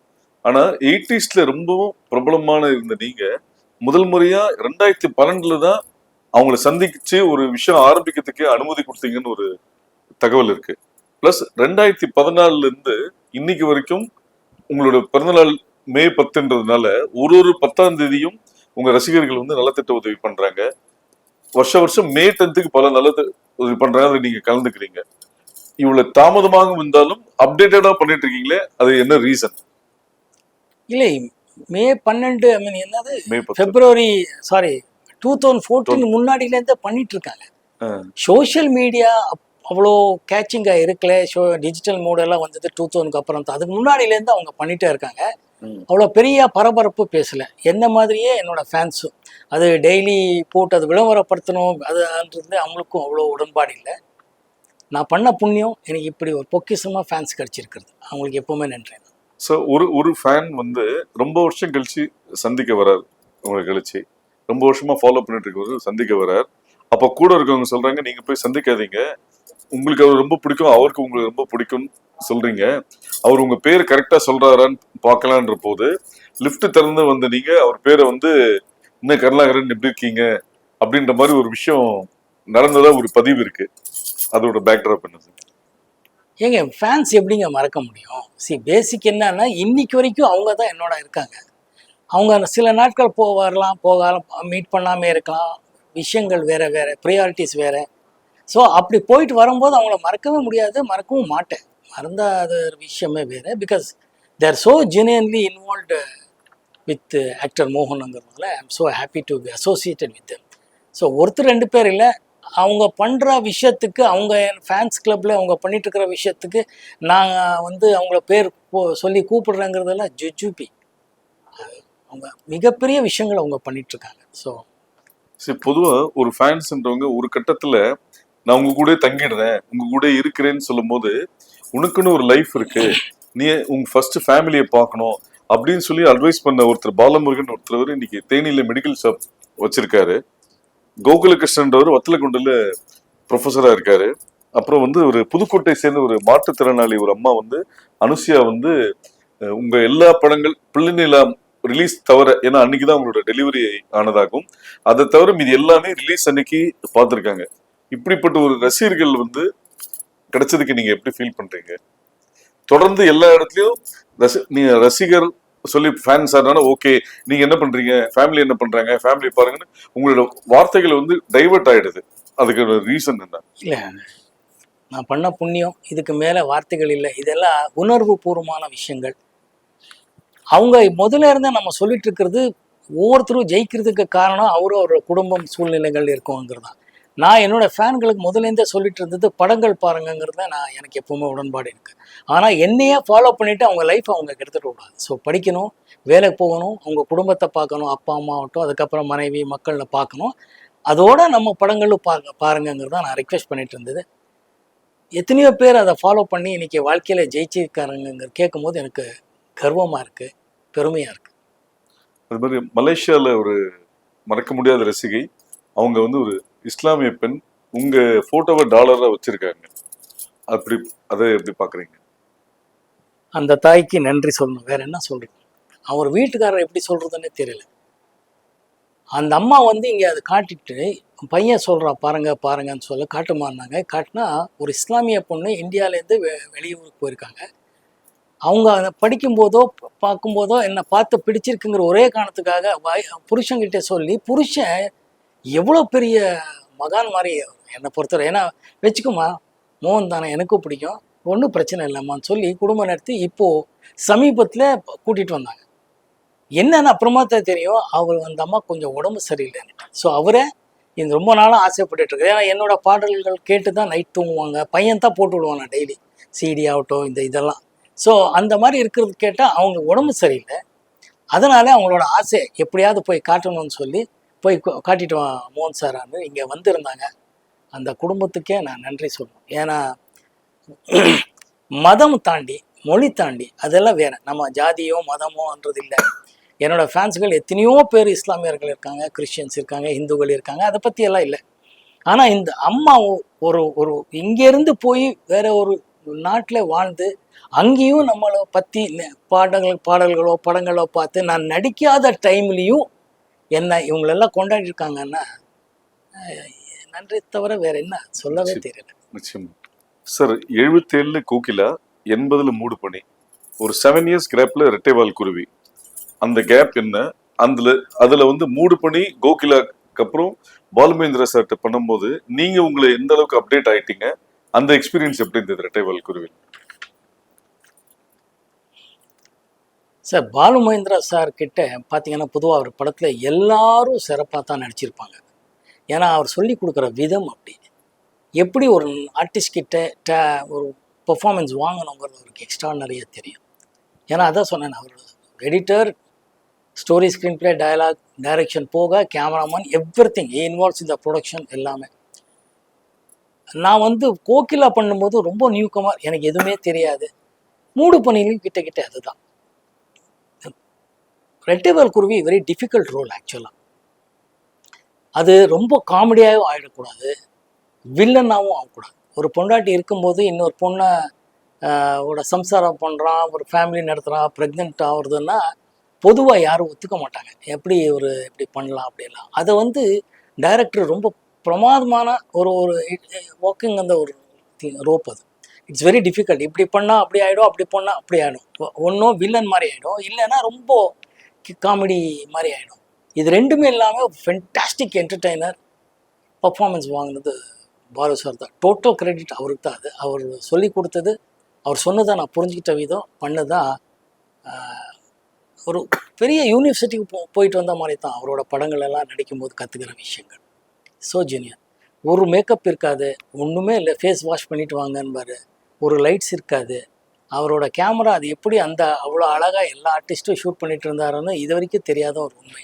அந்த டைம்லேயே மிகப்பெரிய கேமரானாலையும் முடியாதது அவர் செஞ்சு காட்டார். அது மிகப்பெரிய விஷயம். ஐ எம் ஸோ லக்கி. சார், ஒரு கலைஞனுக்கும் தன்னோட முதல் படம் ரொம்ப முக்கியமான ஒரு படம். உங்கள் முதல் படத்தோட போஸ்டர் பார்த்தீங்கன்னா மகேந்திரன், இளையராஜா, அசோக் குமார், நீங்கள் 2 பேரும் ஜாகிங் வர மாதிரி ஒரு ஸ்டில்லு. அந்த டிசைனை பார்த்தோன்னே என்ன இம்பேக்ட் இருந்தது? ரொம்ப ஹாப்பியாக இருந்துச்சு. அந்த படம் உருவான விதம் ரொம்ப ஹாப்பி. ஏன்னா அது எத்தனையோ விதத்தில் ரொம்ப புரட்சி பண்ண ஒரு படம், நெஞ்சத்தை கிள்ளாது. அந்த டைமில் தேவி செட்டியார் அவங்களுக்கும் இந்த டைமில் நன்றி சொல்ல கடமைப்பட்டிருக்கேன். அவங்க தான் அதை ப்ரொடியூஸ் பண்ணாங்க. அந்த படத்தை தான் ஃபஸ்ட் டைம் தேவி தியேட்டரில் இவ்வளோ பெரிய பெரிய பிளாக் அண்ட் ஒயிட்டில் ஸ்டில்ஸ் போட்டாங்க. ஃபஸ்ட் டைம் ஸ்டில்ஸ் ரவி போட்டது அப்படி பண்ணாங்க. It was very very very popular. அந்த டைமில் அவ்வளோ பாப்புலராக பேர் வாங்கிச்சு. ஏன்னா அர்லி மார்னிங்கில் அந்த மாதிரி ஒரு ஷார்ட்ஸு எக்ஸ்ட்ரானரியாக இருந்துச்சு எங்களுக்கு தான். அந்த டைமில் தான் எனக்கு தெரிஞ்சு ஃபஸ்ட் டைம்னு எனக்கு தெரியல, பட் ரொம்ப ரேராக தான் ட்ரெய்லர் விடுவாங்க அப்போல்லாம். பட் இந்த நஞ்சு தைக்கலாத அந்த பாட்டு பருவமே பாட்டை வச்சு ஒரு ட்ரெய்லர் ஷார்ட்ஸ் விட்டுருந்தார் லெனின் சார், கிரேட் எடிட்டர். அவருக்கும் நன்றி சொல்ல கடமைப்பட்டிருக்கேன். அது எல்லாமே ரொம்ப புதுசாக இருந்துச்சு எங்களுக்கு. எல்லாமே த்ரில்லிங் ஒரு ஃபீலிங் தாப்போம். பிரதாப் போதன் ஆகட்டும், சுஹாசினி ஆகட்டும், சரத்பாபு சார் ஆகட்டும், நிறைய பேர் அந்த கூட்டணி, பிரதாப், சுஹாசினி, நான், சரத்பாபு, அப்புறமா அந்த சாந்தி வில்லியம்ஸ் அவங்களெல்லாம் நடிச்சிருந்தாங்க. ஸோ எக்ஸ்ட்ரானரியாக ஒரு எக்ஸ்பீரியன்ஸ். மோரோவர் இது எப்படின்னா, ஒரு நல்ல இடத்துக்கு போகும்போது நல்ல பேர் கூட்டிகிட்டு போனால் குழந்தை அப்படியே கையை பிடிச்சிட்டாலே போதும், குழந்தைய கூட்டிகிட்டு போயிடுவாங்கங்கிற மாதிரி. நான் ஒரு குழந்தையா இருந்தேன், அவங்க வந்து கையை பிடிச்சி அப்படியே கூட்டிகிட்டு போயிட்டு இருந்தாங்கங்கிறதா உண்மையான விஷயம். ராமநாராயணன் சாரோட 7 படங்கள், அந்த எக்ஸ்பீரியன்ஸ். ராம்நாராயண் ஒரு யதார்த்தமான ஒரு சினிமாவே புரிஞ்சுக்கிட்ட ஒரு extraordinary writer, director, distributor, financier, whatever you may say. அவர் வந்து ஒரு படம் பண்ணும்போது இது இத்தனை நாளுக்குள்ளே எடுக்கணும், இது இப்படியெல்லாம் எடுக்கணும், இது எப்படி எடுத்தால் இவ்வளோலாம் செலவாகும், இதோட அவுட்கம் இவ்வளோங்கிறது அப்படி ஒரு கால்குலேட் பண்ணி படத்தை எடுத்துகிட்டு இருந்தார் அவர். அது எனக்கு ரொம்ப பிடிக்கும். ஏன்னா சினிமானாலே காமர்ஸ் தான் பேசிக்கலி. போட்ட பணம் வரணுங்கிறது முதல் இருக்கும். அதில் பேர் புகழும் எவ்வளோ பெரிய சக்ஸஸ் பண்ணணுங்கிறதெல்லாம் இருக்குது. ஒரு சில பேர் ப்ரொடியூசர்ஸ் எல்லாம் பொதுவாக என்ன பண்ணுவாங்கன்னா, எவ்வளோ பணம் செலவு பண்ணி அதுலேருந்து சக்ஸஸ் பண்ணணுங்கிறது இருக்குது. அது ஒரு சார்பான ஒரு type of film making. But Ramnarayan என்றைக்குமே அவர் அப்படி பண்ணவே இல்லை சார். சார் வந்து 100 படங்கள் மேலே இயக்கிய ஒரு டைரக்டர்னா சாதாரணமான விஷயமே கிடையாது. It's not a joke. மிகப்பெரிய சாதனையாளர். அவரோட அத்தனை படங்கள் ஒர்க் பண்ணேங்கிறது ரொம்ப பெருமையாக இருக்குது எனக்கு. அவர்கிட்ட நிறைய கற்றுக்கணும். சினிமாவுக்கு என்ன தேவை, சீனுக்கு எவ்வளோ தேவைங்கிறது அவர்கிட்ட தான் கற்றுக்க வேண்டிய ஒரு நல்ல விஷயம். சார், அந்த காலகட்டத்திலே நலம் நலமறி ஆவல், சாந்தி முகூர்த்தம் 2 லேடி டைரக்டர்ஸ் கூட ஒர்க் பண்ணியிருக்கீங்க, ஜெயதேவி, ஸ்ரீபிரியா மேடம். அந்த ஸ்கிரிப்டை செலக்ட் பண்ணதுக்கான ரீசன்? இல்லை, ஸ்கிரிப்ட் போக நலம் நலமறை ஆவல் வந்து பிரபாகர், இப்போது வேலு பிரபாகரன் அவர் பேர், அவர் கேமராமேன். அவருக்காகத்தான் அந்த படமே பண்ணேன். அவர் மிகப்பெரிய டெக்னீஷியன். அந்த டைமில் ஒரு எக்ஸ்ட்ராடினரி இனோவேட்டிவ் ஐடியாஸ் வச்சுருக்கிற ஒரு கேமராமேன் கம் டைரக்டர். ஆக்சுவலி அவருக்காகத்தான் பண்ணேன். ஸ்ரீதேவி, நாங்கள் இண்டஸ்ட்ரியில் வரும்போது ஸ்ரீதேவி ஆகட்டும், ஸ்ரீபிரியா ஆகட்டும், ஸ்ரீவித்யா ஆகட்டும், இவங்களெல்லாம் நமக்கு சீனியர்ஸ். அவங்களெல்லாம் பார்த்து ரசித்து வந்தவங்க. ஜெயசுதா ஆகட்டும், அவங்களெல்லாம் அவங்க வந்து கான்ஷீட் கேட்கும்போது அவங்க ஒரு டீமுக்கு ஒரு படம் பண்ணணும் போது வைநாட்னு சொல்லி கொடுத்ததான் சாந்தி முகூர்த்தம் கான்ஷீட். சார், அந்த காலகட்டத்தில் எல்லா நடிகர்களுக்கும் கலைஞரோட ஒரு படத்தாவது கதைவசத்தை நடிக்கணும்னு ஒரு ஆசை இருக்கும். உங்களுக்கு அது மாதிரி பாசப்பறவைகள்னு ஒரு படம் வந்து அது நீங்கள் உங்கள் சொந்த குரலில் பேசி நடித்து அது பெரிய ஹிட் ஆச்சு. அந்த கலைஞர் வசனம் பேசிய அனுபவம் ப்ளஸ் கலைஞரை சந்தித்த போது உங்களுக்கு கொடுத்த ஃபீட்பேக். கலைஞர் ஐயாவை நான் கோபால்புரம் லாய்ட் ஸ்டூடில் தங்கியிருக்கும் போது கோபால்புரமில் அவர் வீடு அப்போது உண்டு, பேசுகிறது உண்டு. ஏன்னா எம்ஜிஆர் சிஎம்மாக இருக்கும்போது நான் ஐ ஷிஃப்டட் டு கோபால்புரம் லாய்ட்ஸ் ரோடில். அப்போவே அவர் வீட்டுக்கெல்லாம் போவேன். முரசொலி செல்வம் ஆகட்டும், அமிர்தம் ஆகட்டும், செல்வியம் ஆகட்டும், இவங்களெல்லாம் எனக்கு நல்லா தெரியும். முரசொலி மாறன் அவர்கள் ஆகட்டும் எல்லாம். அவர் 88, 89 சிஎம் ஆகிறார். 89 அந்த எம்ஜிஆர் பீரியடுக்கு அப்புறம். அப்போ அவருக்குள்ளே இருந்த அந்த பசி, அப்போவும் ஒரு எழுத்தாளர், ஒரு சினிமா டைலாக் ரைட்டர், மேக்கருங்கிறது இருக்கும். அதுக்கு முன்னாடி ஒரு படம் பண்ணும்போதெல்லாம் எப்போ இருக்கோ பார்த்துருக்கோம், பேசிகிட்டு இருப்போம். அப்படியே உருவான படத்தை பாசப்பறவைகள். சிவகுமார் சாரும் நானும் லக்ஷ்மி அம்மா இவங்களெல்லாம் நடிச்சிருக்கோம். அது போஸ்ட் ப்ரொடக்ஷன் நடக்கிறதுக்கு முன்னாடி அவர் வீட்டில் ஒரு நாள் பேசிகிட்டே இருக்கோம். இப்படி பேசிட்டு போது டப்பிங்கு குரல் பேசணும் அப்படி இப்படின்னும் போது அவர் கேட்டார், யாருக்கு அப்படின்னாரு ஐயா. அப்போ நம்ம செல்வம் இவங்களெல்லாம் இருக்கும்போது மோகன் சார்கிட்ட பேசணும் இல்லையானாரு. ஏன் இருந்தார்? இல்லை, பொதுவாக நடிக்கிறாரு, அவர் பேசுகிறாரு. ஏன்னா உங்களுக்கு நல்லா தானே பேசுகிறாரு, ஏங்க உங்களுக்கு எதாவது பிரச்சனை? எனக்கு இல்லை சார், வாய்ப்பு கொடுத்தா கண்டிப்பாக நான் பேசுகிறேன். இவரே பேசிட்டோங்க, சென்டிமெண்ட்டாவது இது இவர் பேசிட்டோம் அப்படின்னார். அன்றைக்கி அவர் கொடுத்தேன். ஏன்னா ப்ரொடியூசர் டைரக்டர் ஒத்துக்கிட்டா தான் நம்ம பேச முடியும். அவர் சொல்லி பேசின படம் 100 நாள் மேலே போன படம். படம் நல்லா இருந்துச்சு, என்னையும் ஏற்றுக்கிட்டாங்க, என் குரலையும் ஏற்றுக்கிட்டாங்க. கலைஞர் பர்சனலாக சொன்ன விஷயங்கள் என்ன பாராட்டி அவர்? இல்லை, அவரோட ஷார்ப் மைண்டு தான் எனக்கு எப்போவுமே பிடிக்கும். அவர் நகைச்சுவையாக இருந்தாலும் 10 பேர் வந்தாலும் 10 பேர்கிட்ட பேசிட்டு இருந்தாலும் அவர் ஃபோக்கஸ் ஆகட்டும், மீதி எல்லாமே அவ்வளோ பிளானிங்கில் இருப்பார். அது ஒரு சாதாரணமான விஷயம் இல்லை. அவர் சிஎம் ஆகிறதுக்கு முன்னாடியும் அவரை பார்த்துருக்கேன். அதாவது 89 சிஎம், நான் சொல்கிறது 70ஸ்ல இல்லை, நான் வந்ததுக்கப்புறம் சொல்கிறேன். அதுக்கு முன்னாடி பார்த்துருக்கேன். அவர் எப்போ பார்த்தாலும் எங்கே பார்த்தாலும் ஷார்ப்பாக மோகன் அப்படின்னு தான் கூடுவார். என்ன தம்பி எப்படி அப்படி தான் கூப்பிட்டு பேசுவார். ஒரு தடவை ஒருத்தர் பழக்கமானால எப்போ போனாலும் அவர் பேரோட கூப்பிடுவாருன்னு கேள்விப்பட்டிருக்கேன். அது என் முன்னாடி என் லைஃப்லையும் நடந்திருக்கு. பல பேருக்கு அப்படி கூப்பிட்டு பேசுறது உண்டு. ஒரு பியூட்டிஃபுல் விஷயம்னா சாரை எப்போ வேணாலும் போய் பார்க்கலாம். அவர் சிஎம்மாக இருக்கும்போது சரி, சிஎம்மாக இல்லாதப்போ போய் பார்க்கலாங்கிறது, அந்த அப்ரோச் வாஸ் எக்ஸ்ட்ராடினரிலி ஒரு கான்ஃபிடன்ஸ் கொடுக்கக்கூடிய விஷயமா இருந்துச்சு எனக்கு. சார், பல வெள்ளி விழா வெற்றி விழா படங்கள்ல நம்ம சொந்த குரல்ல பேச முடியலன்ற வருத்தம் என்னைக்கு அது இருந்திருக்கா உங்களுக்கு? வருத்தம்ங்கிறத விட நான் முதல்ல மெனக்கடலை, ப்ரொடியூசர் டைரக்டர்களும் அது சொல்லலை, நானும் மெனக்கடலைங்கிறது தான் உண்மையான விஷயம். அது ஒரு டைமுக்கு அப்புறம் 24 ஹவர்ஸ் ஒர்க் பண்ணிட்டு இருந்ததுனால, படங்களும் போயிட்டு இருந்ததுனால, டைரக்டர்களும் அப்படி சொல்லிட்டு இருந்ததுனால அதை இன்னைக்கு அது எக்ஸ்கியூஸாக சொல்கிறது இல்லை. But that was those for the days. ஆனால் கலைஞர் ஐயா சொன்னதுக்கப்புறம், அந்த படம் நல்லா போனதுக்கப்புறம் நான் தான் பேசணும்னு முடிவு பண்ணேன், வேற ஒன்று. சார், தமிழ் சினிமாவில் ட்ரெண்ட் செட்டிங் டைரக்டர்ஸ்ல ஸ்ரீதர் சாருக்கு ஒரு முக்கிய இடம் உண்டு. ஸோ உங்களோட தென்றல் எண்ணத்தோடு எப்படி அமைஞ்சது அவரோட ஒர்க் பண்ண எக்ஸ்பீரியன்ஸ்? அகெயின் அது தேவி films and Royal pictures Taha, இவங்க 2 பேர் சேர்ந்து பண்ண படம். ரொம்ப அற்புதமான ப்ரொடியூசர்ஸ், என்னோட முதலாளிகள் தான். இன்றைக்கும் அவரோட தொடர்பில் இருக்கேன். அவர் அவ்வளோ நல்ல உள்ளம் உள்ள ப்ரொடியூசர்ஸ் 2 பேர். ஸ்ரீதர் சார் போது பேச்சுக்கு என்ன இருக்கு இடம்? ஃபஸ்ட்டு ஸ்ரீதர் சார் வச்சு படம் பண்ணுங்கனால அவ்வளோதான். எப்போ டேட்டு தான் கேட்கணும் தவிர ஒன்றும் இல்லை. ஏன்னா அவர் படங்கள் பார்த்துருக்கோம்னா, நெஞ்சில் ஒரு ஆலயமாகட்டும், காதலுக்கு நேரம் இல்லையாகட்டும், இது இளமை ஊஞ்சல் அடைக்கிறதாகட்டும், இந்த மாதிரி நிறைய படங்கள் அப்போ பார்த்து ரசித்துண்டு. நமக்கு இந்த மாதிரி டைரக்டர்கிட்ட எல்லாம் ஒர்க் பண்ண முடியலையே, கிடைக்கலையேங்கும் போது ஒரு வாய்ப்பு வரும்போது அதை யூஸ் பண்ணேன். Such a genius director. அவ்வளோ மென்மையாக சொல்லி கொடுக்கக்கூடிய, ஹியூமராக எப்படி ட்ரீட் பண்ணணும்னு அவர்கிட்டயே கற்றுக்க வேண்டியது இருக்குது. அந்த அளவுக்கு ஹியூமர் ஆகட்டும், சேட் ஆகட்டும், ஒரு அற்புதமாக விஷுவலாக கொண்டு பண்ணக்கூடிய ஒரு ரைட்டர். அவரோடவே அந்த சித்ராலய கோபு இருந்தார், பிரமாதமான ரைட்டர் டைரக்டர். இவங்களோட ஒர்க் பண்ணும்போது ஒர்க் பண்ண வாய்ப்பு வந்துச்சுங்கிறது ரொம்ப பெருமையாக இருக்குது. இது சித்ராலய கோபு சார் டைரக்ஷன் ஒரு படம் பண்ணிருக்கேன். ஆமாம் பண்ணிருக்கேன். அது ஏஎம் சார் வசந்தி படம். அவர் அதான் சொல்கிறேன், அவர் எல்லாம் பேசும்போதே அவ்வளோ ஹியூமர் இருக்கும். பேசிக்கு நகைச்சுவைங்கிறத விட அது எந்த சிச்சுவேஷன் கொடுத்தாலும் அதே நகைச்சுவையாக மாற்றுவாங்க. அதுதான் அவங்களோட பலமே. அதில் ரொம்ப பிரமாதமான விஷயம். தென்றல் எண்ணத்தோடும் மிக சிறப்பாக ஓடிச்சு. இளையராஜா சார் அத்தனை பாடல்களும் ஹிட்டு. நல்ல ப்ரொடியூசர்ஸ், நல்ல டைரக்டர்ஸ், அதனால பெருமையாக இருக்குது. இந்த மாதிரி கேபி சார் கூட நடிக்க முடியலன்ற ஒரு வருத்தம் என்னைக்காவது இருக்கா? ஆனால் மரோச்சரித்திர படம் தமிழில் படமாக்கப்படும் போது நீங்கள் தான் அது தமிழில் பண்ணுறதா இருந்ததா ஒரு செய்தி இருக்குது. நான் முதலாக கையெழுத்து அட்வான்ஸ் வாங்கின படம் கேபி சார் படம் தான்.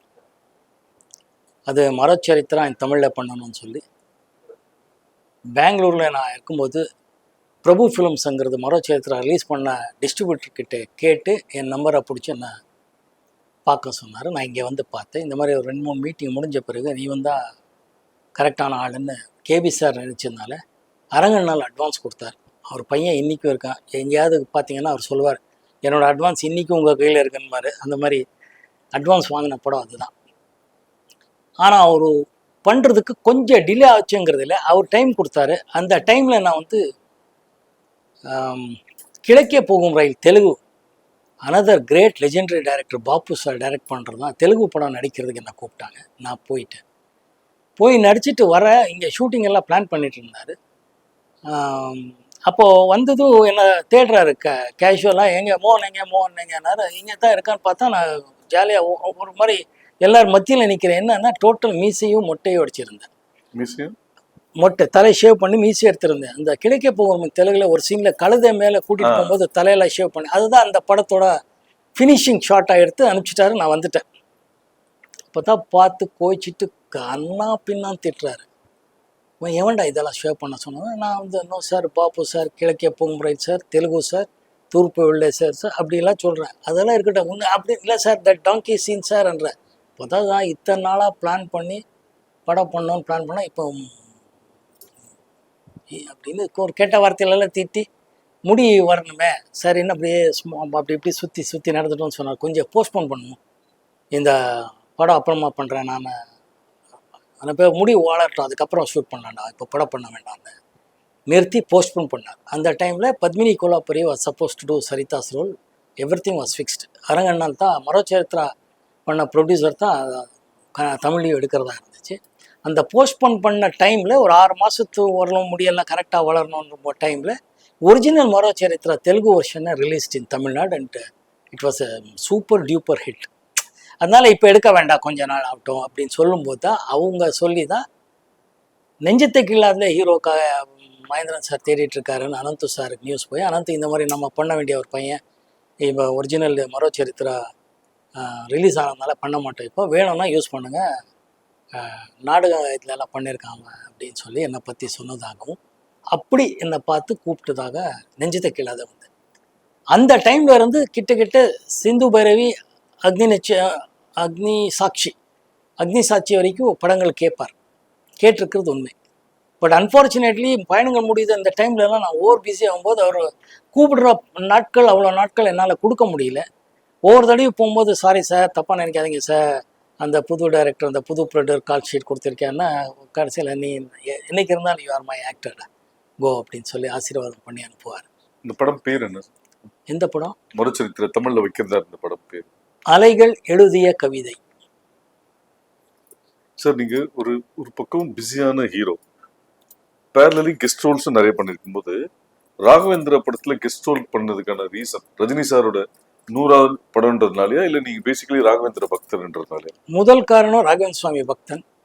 2வது படம் எஸ்பி முத்துராமன் சாரும் அந்த யூனிட்டும் கவிதாலயாங்கிறதும் அஃப்கோர்ஸ் சூப்பர் ஸ்டார் ரஜினி சாரோட நடிக்கணுங்கிறது இருக்குது. பட் முதல் காரணம் ராகவேந்திர சுவாமி பக்தன். நான் முதல்ல இந்த இண்டஸ்ட்ரிக்கு வர்றதுக்கு முன்னாடி நான் ராகவேந்திர சுவாமி கும்பிட்டு பழக்கம். அதனால் அவர் பற்றி ஒரு படம் எடுக்கிறாருன்னா அந்த படத்தில் என்ன நானும் ஒரு சீனாவது வரணுன்றது என்னோட ஆசை. அந்த ஆசைக்காக அந்த வாய்ப்பு கொடுத்ததுக்கு நன்றி சார். அதாவது ப்ரொடியூசர்லேயே ஒரு ஸ்ட்ரிக்ட் ஆஃபீஸர்னு சிஸ்டமேட்டிக் ஆஃபீஸர்னு சொன்னா கே பாலாஜி சார். அவர் கூட நீங்க நிறைய படங்கள் டிராவல் பண்ணிருக்கீங்க. அந்த அவரை சந்திச்ச அந்த சுவாரஸ்யமான அனுபவங்கள். One of the best producers I have சீன்னு சொல்லலாம். அவர் அவ்வளோ ஒரு ஒரு இப்போ என்ன கார்ப்பரேட் ஆஃபீஸ்ன்னு சொல்கிறீங்களோ அந்த மாதிரி அவரோட நிர்வாகம் இருந்துச்சு, அவங்களோட ஆஃபீஸ் இருந்துச்சு. ஷூட்டிங் ஆகட்டும், பிளான் பண்ணுறதாகட்டும், இத்தனை சீன்ஸ் இந்த லொக்கேஷன் இப்போ முடியணும், இப்போது டப்பிங் ஆரம்பிக்கணும், இப்போது ரீ ரெக்கார்டிங், இப்போது ரிலீஸ்ன்னு சொல்லி ஒவ்வொரு வருஷமும் ஒரு ஜனவரி 26 ஒரு படம் ரிலீஸ் பண்ணுவார். அந்த காலத்து சிவாஜி சார்லேருந்து எல்லா படமும் அப்படி தான் பண்ணுவார். கமல், ரஜினி சார் எல்லாரையும் வச்சு நிறைய படம் பண்ணியிருக்கார் சார். அந்த வரிசையில் பிளான் பண்ணும்போது அவரோட அந்த ஒர்க்கிங் ஸ்டைல் என்ன, இந்த டைம் இது முடிக்கணும், அதுக்கு என்ன பண்ணும் அதுதான் கேட்பார். தவிர கொடுத்துட்டு ஏன் முடியல, ஏன் ஷூட்டிங் போஸ்ட்போன் பண்ணிட்டு இருக்கீங்க ஏன்றதுக்கு வாய்ப்பே இல்லை. மழை வந்தால் அன்றைக்கி ஷூட்டிங் எடுக்கணும், அப்போ ஷூட் பண்ணி இங்கே போய் இந்த இன்டீரியர் ஒர்க் அந்த இன்னொரு நாளைக்கு பிளான் பண்ணி முடிங்கன்னு சச் எ மெட்டிகுலஸ். ஏன்னா அது அவர் ப்ரொடக்ஷன் மேனேஜராக வளர்ந்து வந்த ஒரு பெரிய ப்ரொடியூசர் ஆக்டர்ன்றதுனால அவருக்கு அந்த விஷயம் தெரியும். ஒவ்வொரு பைசாவும் ஒவ்வொரு மினிட்டும் சினிமாவில் எவ்வளோ யூஸ்ஃபுல்லுங்கிறது அவருக்கு தெரியுங்கிறதுனால அவர்கிட்ட நான் அது கற்றுக்கிட்டேன். ரொம்ப பிரமாதமான producer, one of the excellent producer K Balaji sir. Sir, Manobala சாருக்கும் உங்களுக்கு உண்டான நட்பு பிள்ளைநிலை எப்படி உருவானது? மனோபாலா இன்னைக்கு அவர் நம்மளோட இல்லை, மனசு ரொம்ப கஷ்டமாக இருக்குது. நல்ல நண்பன். பாமரு டைமில் இந்த பாரதி ராஜா சார் அசிஸ்டன்ட்ஸு, பாலச்சந்தரோட அசிஸ்டன்ட்ஸு, எல்லாரோட அசிஸ்டன்ட் டைரக்டர்கள் நம்ம ரூம் வருவாங்க. அப்படி பழக்கமானவன் தான் மனோபாலா. நான் மணிவண்ணனோட ரங்கராஜனோட எல்லா படங்கள் பண்ணிட்டு இருக்கும்போது அவர் கார்த்திக்கும் சுஹாசினி வச்சு இளையராஜா மியூசிக் வச்சு ஒரு படம் பண்ணார். படத்தை பேர் மறந்துட்டு பண்ணார். அன்ஃபார்ச்சுனேட்லி அந்த படம் சரி போல. நம்ம இண்டஸ்ட்ரியில் ஒரு படம் சரி போலனால பாவம் எல்லா இயக்குநர்களுக்கும் எல்லா நடிகர்களுக்கும் தயாரிப்பாளருக்கும் இருக்கிற பிரச்சனை தான். மற்ற படங்கள் அவருக்கு வரல. ஆனால் நான் படங்கள் பண்ணிகிட்டே இருந்தேன். அவரோட சக இயக்குனர் மணிவண்ணனும் கே ரங்கராஜனும் இந்த கேங்கோட நான் படம் பண்ணிகிட்டே இருக்கேன். அப்போது எப்போவுமே கேட்டுகிட்டே இருப்பார், நம்ம எனக்கு ஒரு படம் பண்ணி கொடுத்தோன்னா ஓகேன்னு சொல்லுவேன். பரவா அவர் செலவுக்கெல்லாம் வந்து அவருக்கு எவ்வளோ உரிமையாக இருந்துச்சுன்னா, நான் எனக்கு இவ்வளோ பணம் வேணும், என்கிட்ட பணமே இல்லை, செலவு வேணும்னு பாக்கெட்டில் கை போட்டு எடுத்துகிட்டு போவார், ஷர்ட்லேருந்து எடுத்துகிட்டு போவார். அதெல்லாம் ரொம்ப ஹாப்பியாக இருந்த நாட்களுங்கிறதுனால அதெல்லாம் ஒரு பிரச்சனை. அப்படி இருக்கும்போது ஒரு காலகட்டத்தில் அவர் ரொம்ப ஒரு தீவிரமாக ரொம்ப சோகத்தில் டிப்ரெஷனுக்கு போயிட்டார். அந்த டைமில் தான் எனக்கு ஓவராக ஒரு நிகழ்ச்சி நடந்தது. அதுக்கப்புறம் தான் நான் வந்து நெக்ஸ்ட் டே ஷூட்டிங்கில் கலைமணி சார் எல்லாம் அப்போ எல்லாம் ஷூட்டிங் ஸ்பாட்டுக்கே காட்சிட் கேட்க வருவாங்க, ஷூட்டிங் ஸ்பாட்லேயே கதை சொல்ல வருவாங்க எல்லாமே. அது வேறு காலங்கள், காலத்தின் கட்டாயம். அப்போ வரும்போது அவர் கால்ஷீட் கொடுக்கணும் கேட்கணும் போது நான் சொன்னேன், ஒரே ஒரு கண்டிஷன் சார், நீங்கள் மனோபாலா டேரக்டர் போடுறதா இருந்தால் நான் கால்ஷீட் கொடுக்குறேன்னா, நீங்கள் கால்ஷீட் கொடுக்குறதா இருந்தால் நிச்சயமாக கொடுக்குறேன் அப்படின்னா. நான் சொன்னேன், மனோபாலா அட்வான்ஸ் கொடுத்து கமிட் பண்ணிவிடுங்க, நான் பேசுகிறேன்னு சொல்லி அன்றைக்கி மத்தியானமே அட்வான்ஸ் கொடுத்து அவரை கமிட் பண்ணி இவர் ரொம்ப ஹாப்பி ஆகிட்டார்.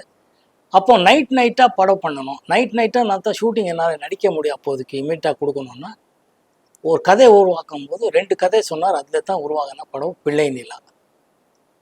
கலைமணி சார் கதை, திரைக்கதை வசனமும், மனோபாலா இயக்கம், இளையராஜா சார் மியூசிக்கு, லெனின் சார் எடிட்டர் நினைக்கிறேன். பிரமாதமான இருந்த கதை திரைக்கதையினால மக்கள் ஆதரவுனால சூப்பர் ஹிட் ஆச்சு. அன்னிலிருந்து மனோபாலாவோட வாழ்க்கையில் ஒரு மாதிரி திருப்பு முனையாக அமைஞ்சது. நல்ல படங்கள் பண்ணார், அதுக்கப்புறம் நிறைய படங்கள் பண்ணார், நடிகராக இருந்தார். இப்போ இந்த ஹரா படத்தையும் நடிச்சிருக்கிறார்.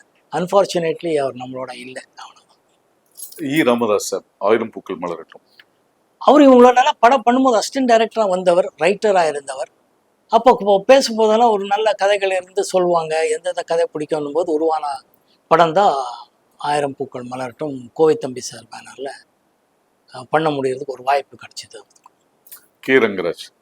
கே ரங்கராஜன் நான் என்னோட முதல் காம்பினேஷன் வந்து நெஞ்சம் இல்லாமல் நீன்னு திலக் அவங்க ப்ரொடியூசர்ஸ், அவங்க சைடு.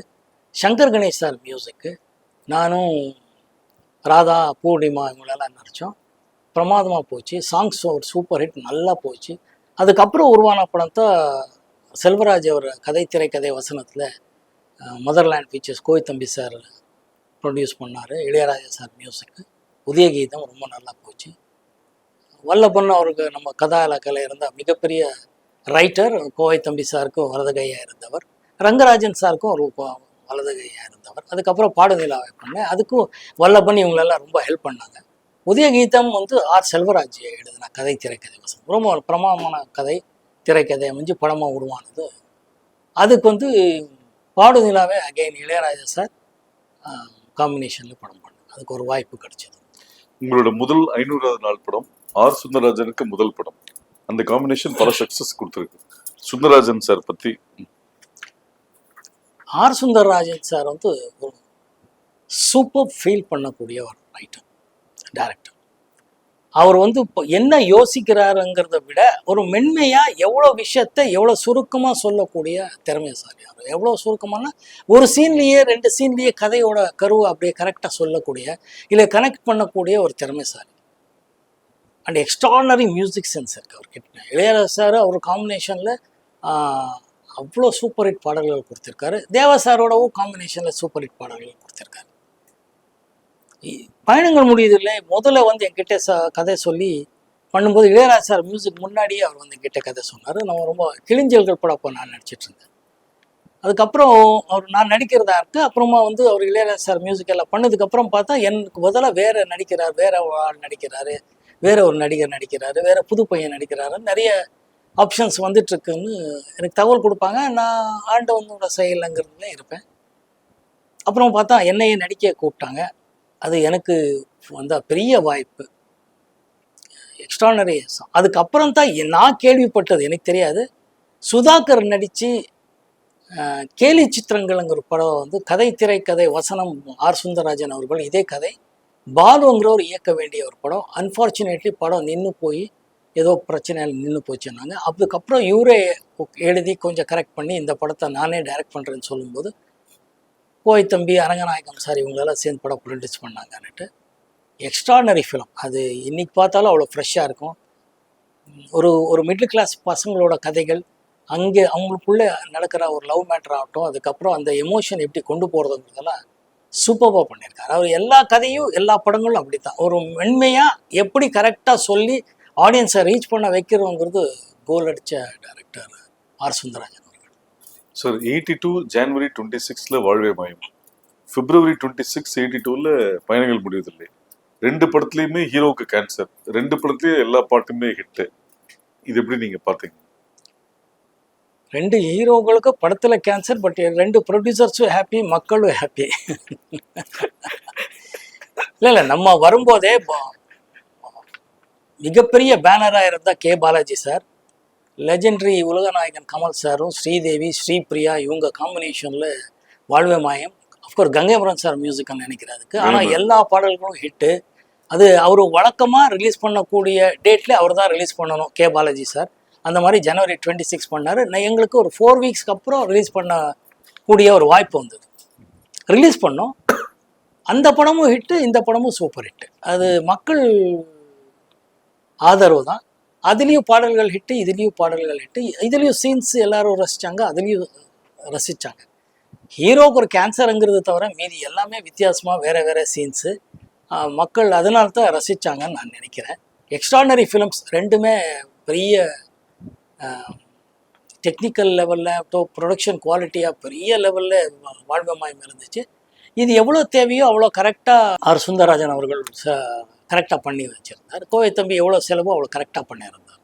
சார், அதாவது முதல் முறையாக எம்எஸ்வி சாரும் இளையராஜாவும் சேர்ந்து பண்ண படம், உங்கள் சக்ஸஸ் காம்பினேஷன் சுந்தரராஜன் நீங்கள், அது எப்படி அமைஞ்சது? அதுக்கு ஏவிஎம் சாருக்கு தான் நன்றி சொல்லணும். அவர் எம்எஸ்விக்காக ஒரு படம் பண்ணணும்னு சொல்லி, இளையராஜா சார் காம்பினேஷனில் படம் பண்ணலான்னு சொல்லி ஆர் சுந்தரராஜன் காம்பினேஷனில் எனக்கு வந்த ஒரு ப்ராஜெக்ட். நல்ல திறந்த கதவு. இன்றைக்கி வரைக்கும் எல்லாரும் அந்த படத்தை பற்றியும் சாங்ஸ் பற்றியும் சீன்ஸ் பற்றியும் பேசுகிறாங்க. அதுக்கு முழு காரணம் ஆர் சுந்தரராஜன் அவர்கள் தான். அந்த அவரோட இயக்கத்தில் இருக்கிற ஒரு ஸ்பெஷாலிட்டி அதுதான். He just comes out of the certain ideas and அதை எப்படி கொண்டு போய் ஆடியன்ஸ் கிட்ட சேர்க்கணுங்கிறது அவருக்கு தெரிஞ்ச ஒரு வித்தை. அது அந்த ஒரு எக்ஸ்ட்ராடனரி சக்ஸஸ்.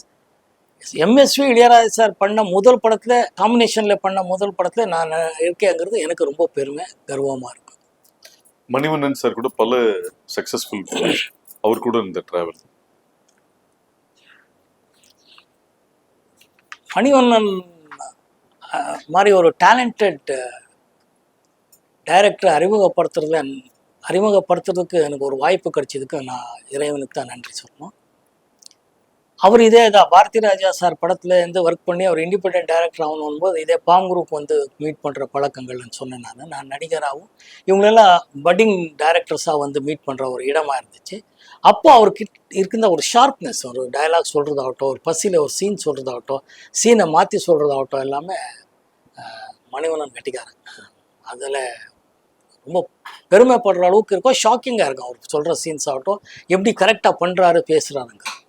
ஸோ அவர் படத்தில் அவருக்கு கலைமணி சார் ஒரு படம் பண்ணலான்னும் போது, இந்த காம்பினேஷனில் பண்ணலான்னும் போது மிகப்பெரிய வெற்றி கிடைக்கிறதுக்கு காரணமாக இருந்துச்சு. அதான் கோபுரங்கள் சாய்வு. அதுக்கப்புறம் பல படங்கள் பண்ணியிருக்கேன். ரொம்ப ரொம்ப நல்ல விஷயம் அவர் கேட்டு. சார், கோகிலால கமலஹாசன், மூடு பணியில் பிரதாப், நான் பாடும் பாடல சிவகுமார் சார், 100வது நாள் விஜயகாந்த், சத்யராஜ் சார் கூட 24 மணி நேரம், இந்த மாதிரி படங்கள் மல்டி ஸ்டார்ஸ் கூட உங்க கூட டிராவல் பண்ணியிருக்காங்க. அந்த டிராவல் இப்படி இருந்தது? பிரமாதமாக இருக்கேன். அப்போ அந்த மாதிரி கமல் சார் நான் நடிக்க வரும்போது பெரிய லெஜெண்டரி ஆக்டர், பெரிய பெரிய star, very popular actor. Even in Karnataka அவ்வளோ ஃபேன் ஃபாலோயிங் அவருக்கு. அப்புறம் ரஜினி சார் நான் வரும்போதே முதல்ல சொன்ன மாதிரி சூப்பர் ஸ்டார். சிவகுமார் ஐயா நான் வரும்போதே பெரிய ஸ்டாராக இருந்தவர் தான். நம்ம நடிகர் விஜயகாந்த் அவர்களாகட்டும், நம்ம சத்யராஜ் அவர்களாகட்டும், எல்லாம் நம்ம கூட வந்த நடிகர்கள் ரொம்ப பிரமாதமாக, நமக்குள்ளே எந்த பிரச்சனையும் எப்பவும் வந்ததே இல்லை. ஸோ சக நடிகர்களாகவும் ஒத்துழைப்பு எப்பவுமே இருந்துச்சு. யார் எந்த ரோல் பண்ணுறோங்கிறத விட ஒரு ஃபேமிலியாக தான் பழகி நடிச்சது உண்டு. அதுதான் சொல்கிறேன். சார், 60+ டைரக்டர்ஸ் கூட ஒர்க் பண்ணிருக்கீங்க. அதில் 23 டைரக்டர்ஸோட ஃபர்ஸ்ட் பட நாயகன் நீங்க. ஃபர்ஸ்ட் பட டைரக்டர்ஸ் தேர்ந்தெடுக்கிறது முக்கிய காரணம் என்ன? அவங்களுக்குள்ளே இருக்கிற பசியை தேடுவேன். அவங்களுக்குள்ளே இருக்கிற பசியை படமாக்குறது அவங்களுக்கு காட்டுற இன்ட்ரெஸ்ட்டில் படம் வெற்றி அடையுங்கிற நம்பிக்கை. நான் முதல்ல சொன்ன மாதிரி படம் தான் ஒருத்தரோட சக்ஸஸ் ஃபெயில்யூர், படம் தான் நிர்ணயிக்கும். ஸோ அந்த கூட்டணியில் நல்ல படம் கொடுத்து வெற்றி அடையணுங்கிற பசியுள்ள இயக்குனர்கள் தேடுவேன். பல தடவை சக்ஸஸ் ஆயிருக்கேன், ஒரு சில தடவை ஃபெயில்யூரும் ஆயிருக்கேன். அது ஒன்று தான் காரணம். ஸோ சினிமாவில் பொதுவாக ஒரு அன்ரிட்டன் ரூல்ஸ் என்னன்னா, ஜெயித்ததுக்கு அப்புறம் வந்து ஒரு சக்சஸ்ஃபுல் காம்பினேஷனோட டிராவல் பண்ணுவாங்க. அப்படி இல்லாம நீங்க புதுசு புதுசா இன்வென்ட் பண்ணதுக்கும் பசி தான் முக்கிய காரணம். பசி தான். அவங்களுக்குள்ள இருக்கிற பசியை தேடுவேன். இந்த பசி இருக்கும்போது அது நல்ல சில டைம்ல ஆன் பேப்பர் ஆன் விஷுவலாக வருமாங்கிறது இருக்கும். அதில் ஒரு சில பேர் தேர்ந்தெடுத்து என் அறிவுக்கு முடிஞ்ச அளவுக்கு இந்த ஃபீலிங்கில் பார்ப்பேன். நிறைய தடவை சக்ஸஸ் ஆயிருக்கேன். சார், பாரதிராஜா சார் கூட ஒர்க் பண்ண முடியாத ஒரு வருத்தம், அவரோட ஸ்கிரிப்டில் தெலுங்குல ஒர்க் பண்ணதுனால ஒரு சாட்டிஸ்ஃபேக்ஷன் உங்களுக்கு கிடைச்சதா? பாப்பு சார் பற்றி கொஞ்சம் சொல்லுங்க. பாப்பு லெஜெண்டரி டைரக்டர் சார். அவரோட ஃபாண்ட் இன்னைக்கும் ஒரு தெலுங்குல ஒரு பெரிய டிஃப்ரெண்ட் ஸ்டைல் ஆஃப் ஃபாண்டிங் இருக்குது. Extraordinary cartoonist.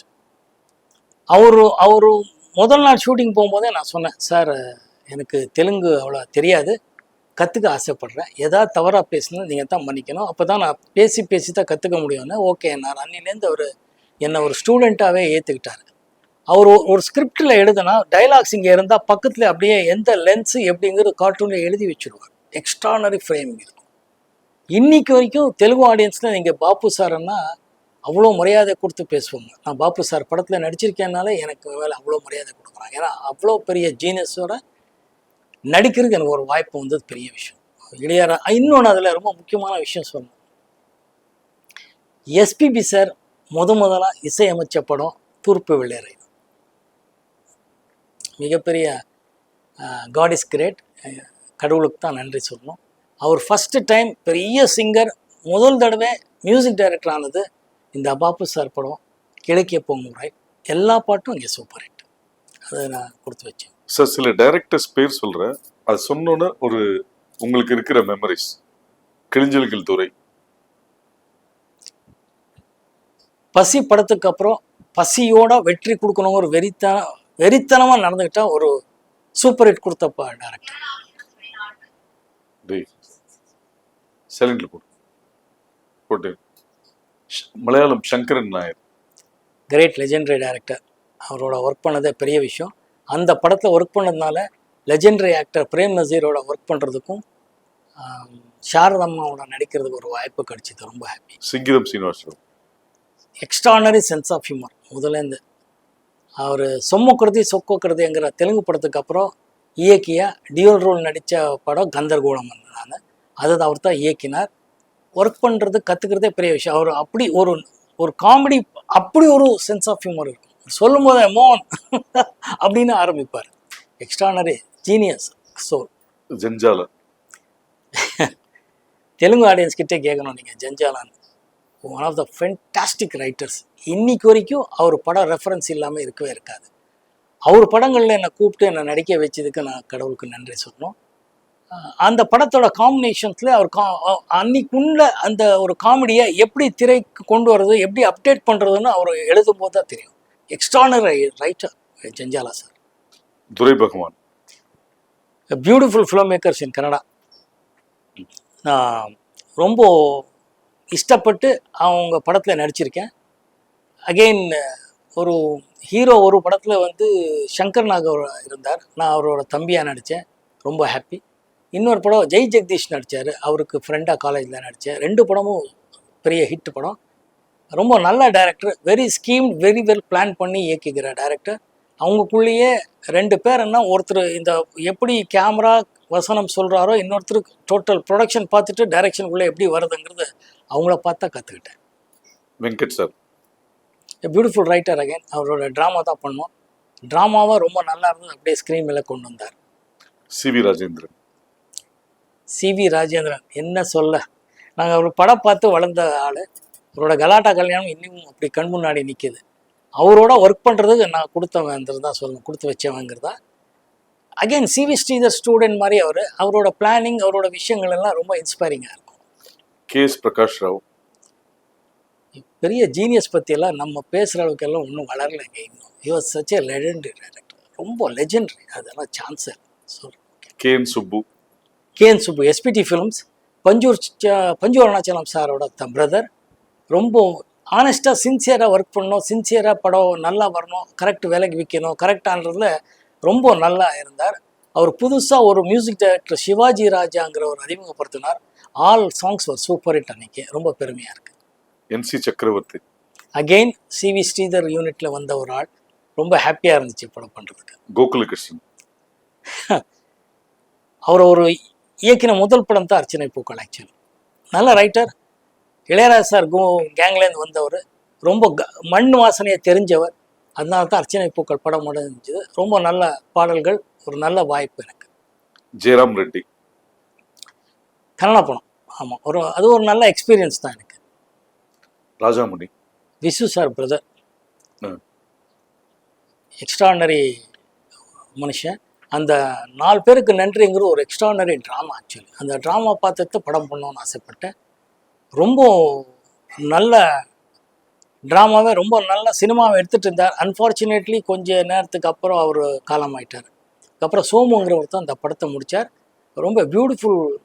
விஸ்வ சார் ஃபேமிலிக்கே இருக்கிறவர். என்னன்னா அந்த சென்ஸ் ஆஃப் ஹியூமர் மட்டும் இல்லை, டைலாக் கவுண்டர் அடிக்கிற அந்த வார்த்தைகளை எடுத்து கொடுக்குறதுல he was so good. Very nice human being Rajamani sir. Magudi director NC Chakravarthy. அதான் சேம். இவங்களெல்லாம் ஸ்ரீதர் சார் ஃபேமிலி தான். எல்லாரும் அந்த சைட்லேருந்து தான் வரக்கூடிய ஒரு ஆட்கள் தான். எனக்கு ரொம்ப ஆசைப்பட்டு பண்ண படம். கே விஜயன் சார் என்னோட டார்லிங் அவர். அவ்வளோ பெரிய டைரக்டர். சிவாஜி சார்லேருந்து எல்லாரையும் வச்சு டைரக்ட் பண்ண நடிகர், டைரக்டர். நம்மளை வச்சு படம் பண்ணும்போது நம்ம காலத்துக்கு வந்து நம்மளோட பழகி நம்மளை எந்த விதமான ஒரு காம்ப்ளெக்ஸே வராத மாதிரி பார்த்துக்கிட்ட ஒரு இமை. ஆக்சுவலி ரஞ்சித் குமார் நல்ல again it's a good director. He wants to make a good films and பசியர். அமீர்ஜான் சார். அமீர்ஜான் அகைன் இது ஒரு பாலச்சந்தர் சார் அசிஸ்டண்ட்டு. பாலச்சந்தர் சாருக்கு படம் பண்ண முடியலன்னு சொல்லும்போது இவர் வந்து கண்மணி சபு மூலமாக வந்தார். கண்ணதாசன் சார் பையன்.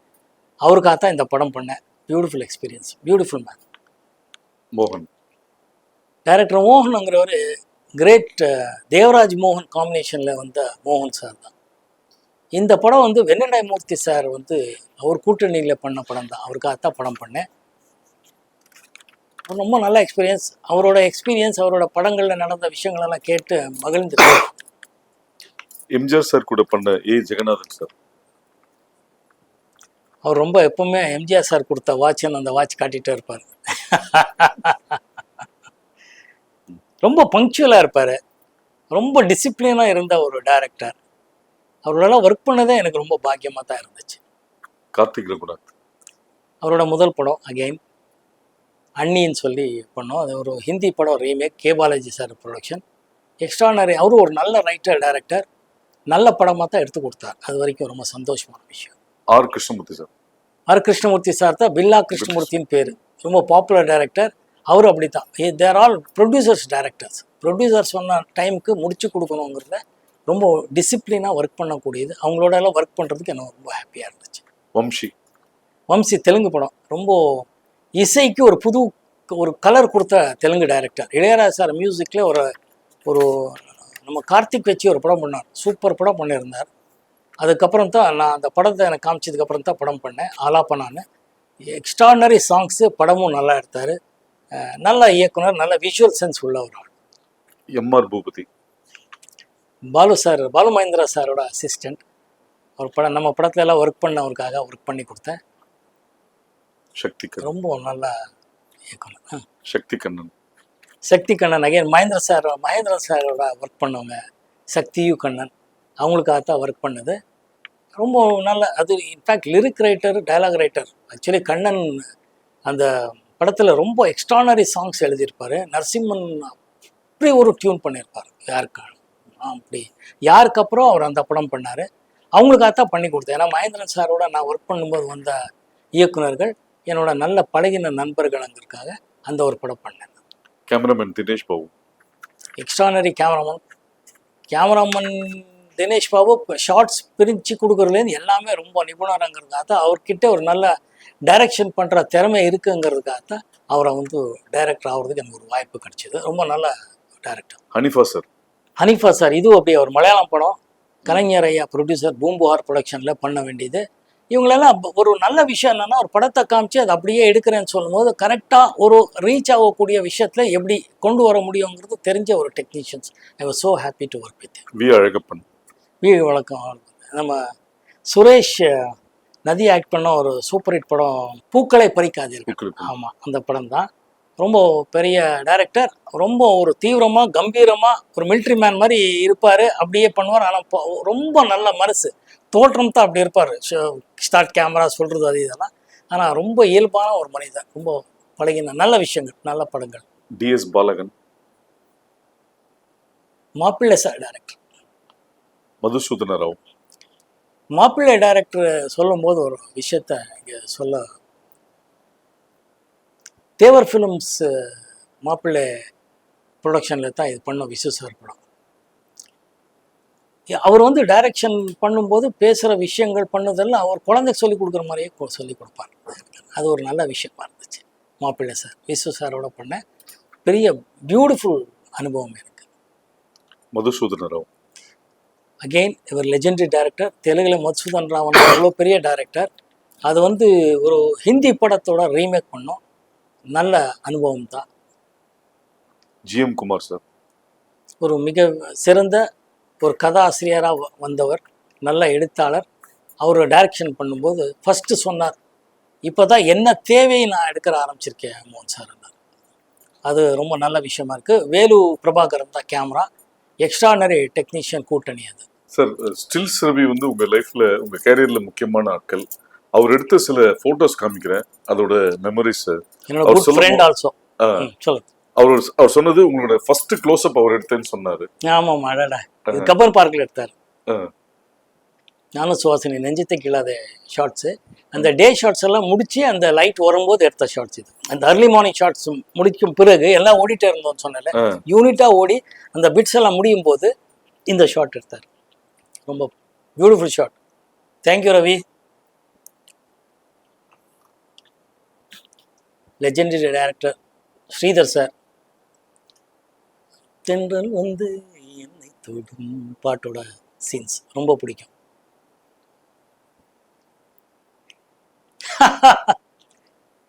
மணிவண்ணன், நானும் Silk Smitha.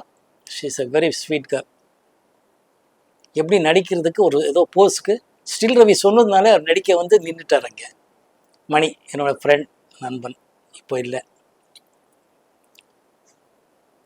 Is one of the beautiful stills. அப்போலேருந்து இப்போ வரைக்கும் பேசிட்டு ஸ்டில். நானும் சுமலதா அவர்கள், நானும் இவங்க ஒரு படம் நடிக்கிற வேண்டியது இருந்துச்சு. அன்ஃபார்ச்சுனேட்லி அந்த படம் மெட்ரலைஸ் ஆகலை.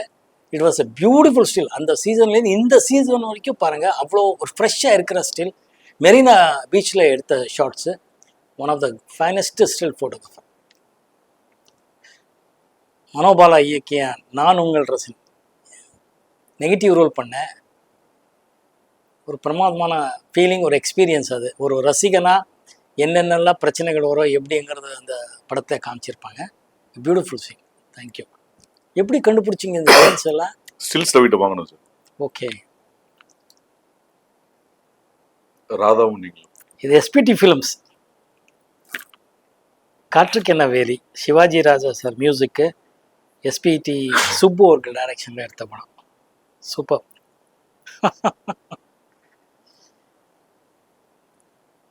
நல்ல மெமரிஸ். தேங்க்யூ. லாஸ்ட். ஓ, அன்னைக்கு இது ஒரு பெரிய லெவலில் பேசப்பட்ட ஒரு ஸ்டில். நெஞ்சத்தை கீழாத ஒரு ஃபோட்டோ ஷூட் பண்ணோம். அப்போ பிரதாப்பும் நானும் ஹாசினியும். It's a beautiful triangle love story. நம்ம ஸ்டில்ஸ் ரவி அவரோட அந்த லைட்டிங் ஸ்கில் ஆகட்டும், ஃபோட்டோகிராஃபி, அவரோட ஐ இருக்க எக்ஸ்ட்ரானரிங்கிற இந்த ஸ்டில்லையும் தெரியும் பாருங்கள். அவ்வளோ ஃப்ரெஷ்ஷாக இருக்குது, இன்றைக்கி வரைக்கும் நல்லா இருக்குது. It bring back so much beautiful memories. Thank you. நான் நடித்த ஹரா திரைப்படம் ஜூன் 7ஆம் தேதி திரைக்கு வருது. இப்போ அவங்க ஆதரவோட பாடல்கள் வெற்றி அடைஞ்சிருக்கு. எல்லோரும் ரசித்து வாழ்த்துட்ருக்கீங்க. ரொம்ப சந்தோஷமான விஷயம்.